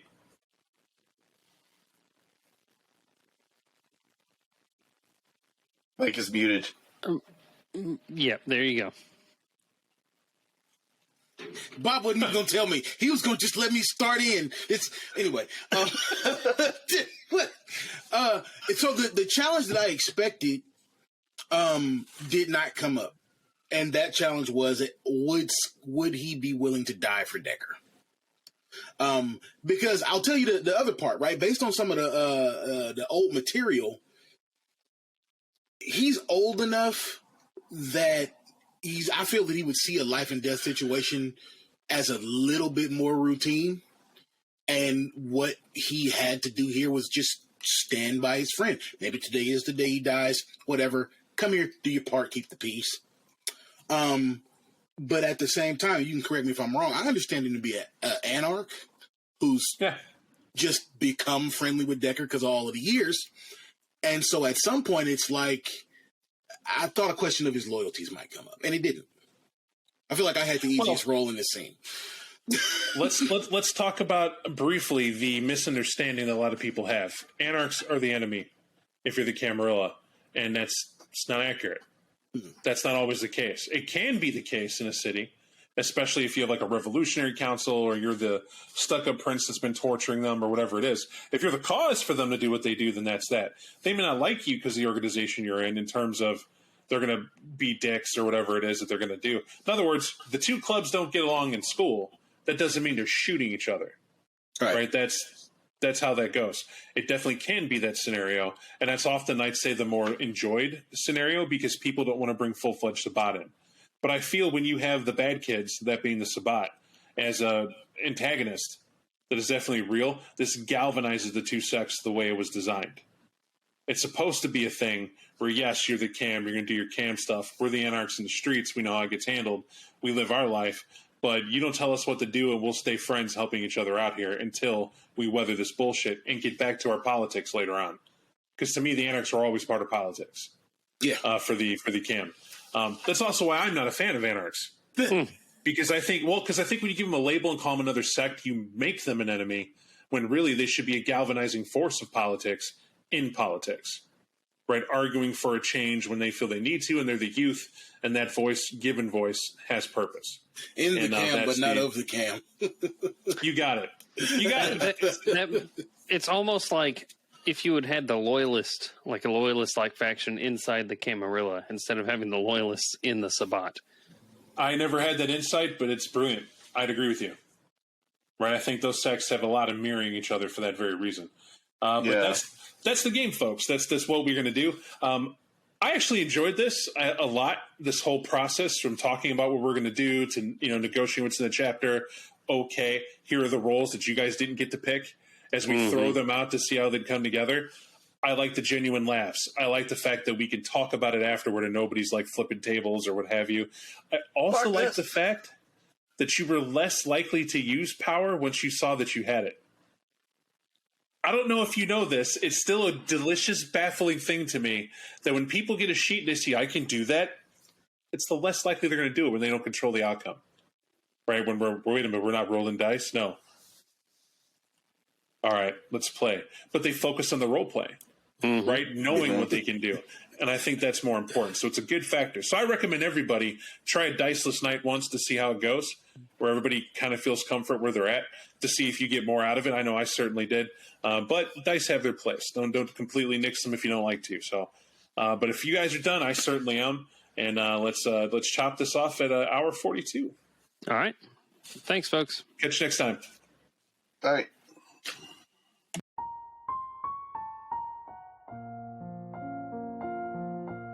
Thank you for listening to our 25 Years of Vampire the Masquerade podcast.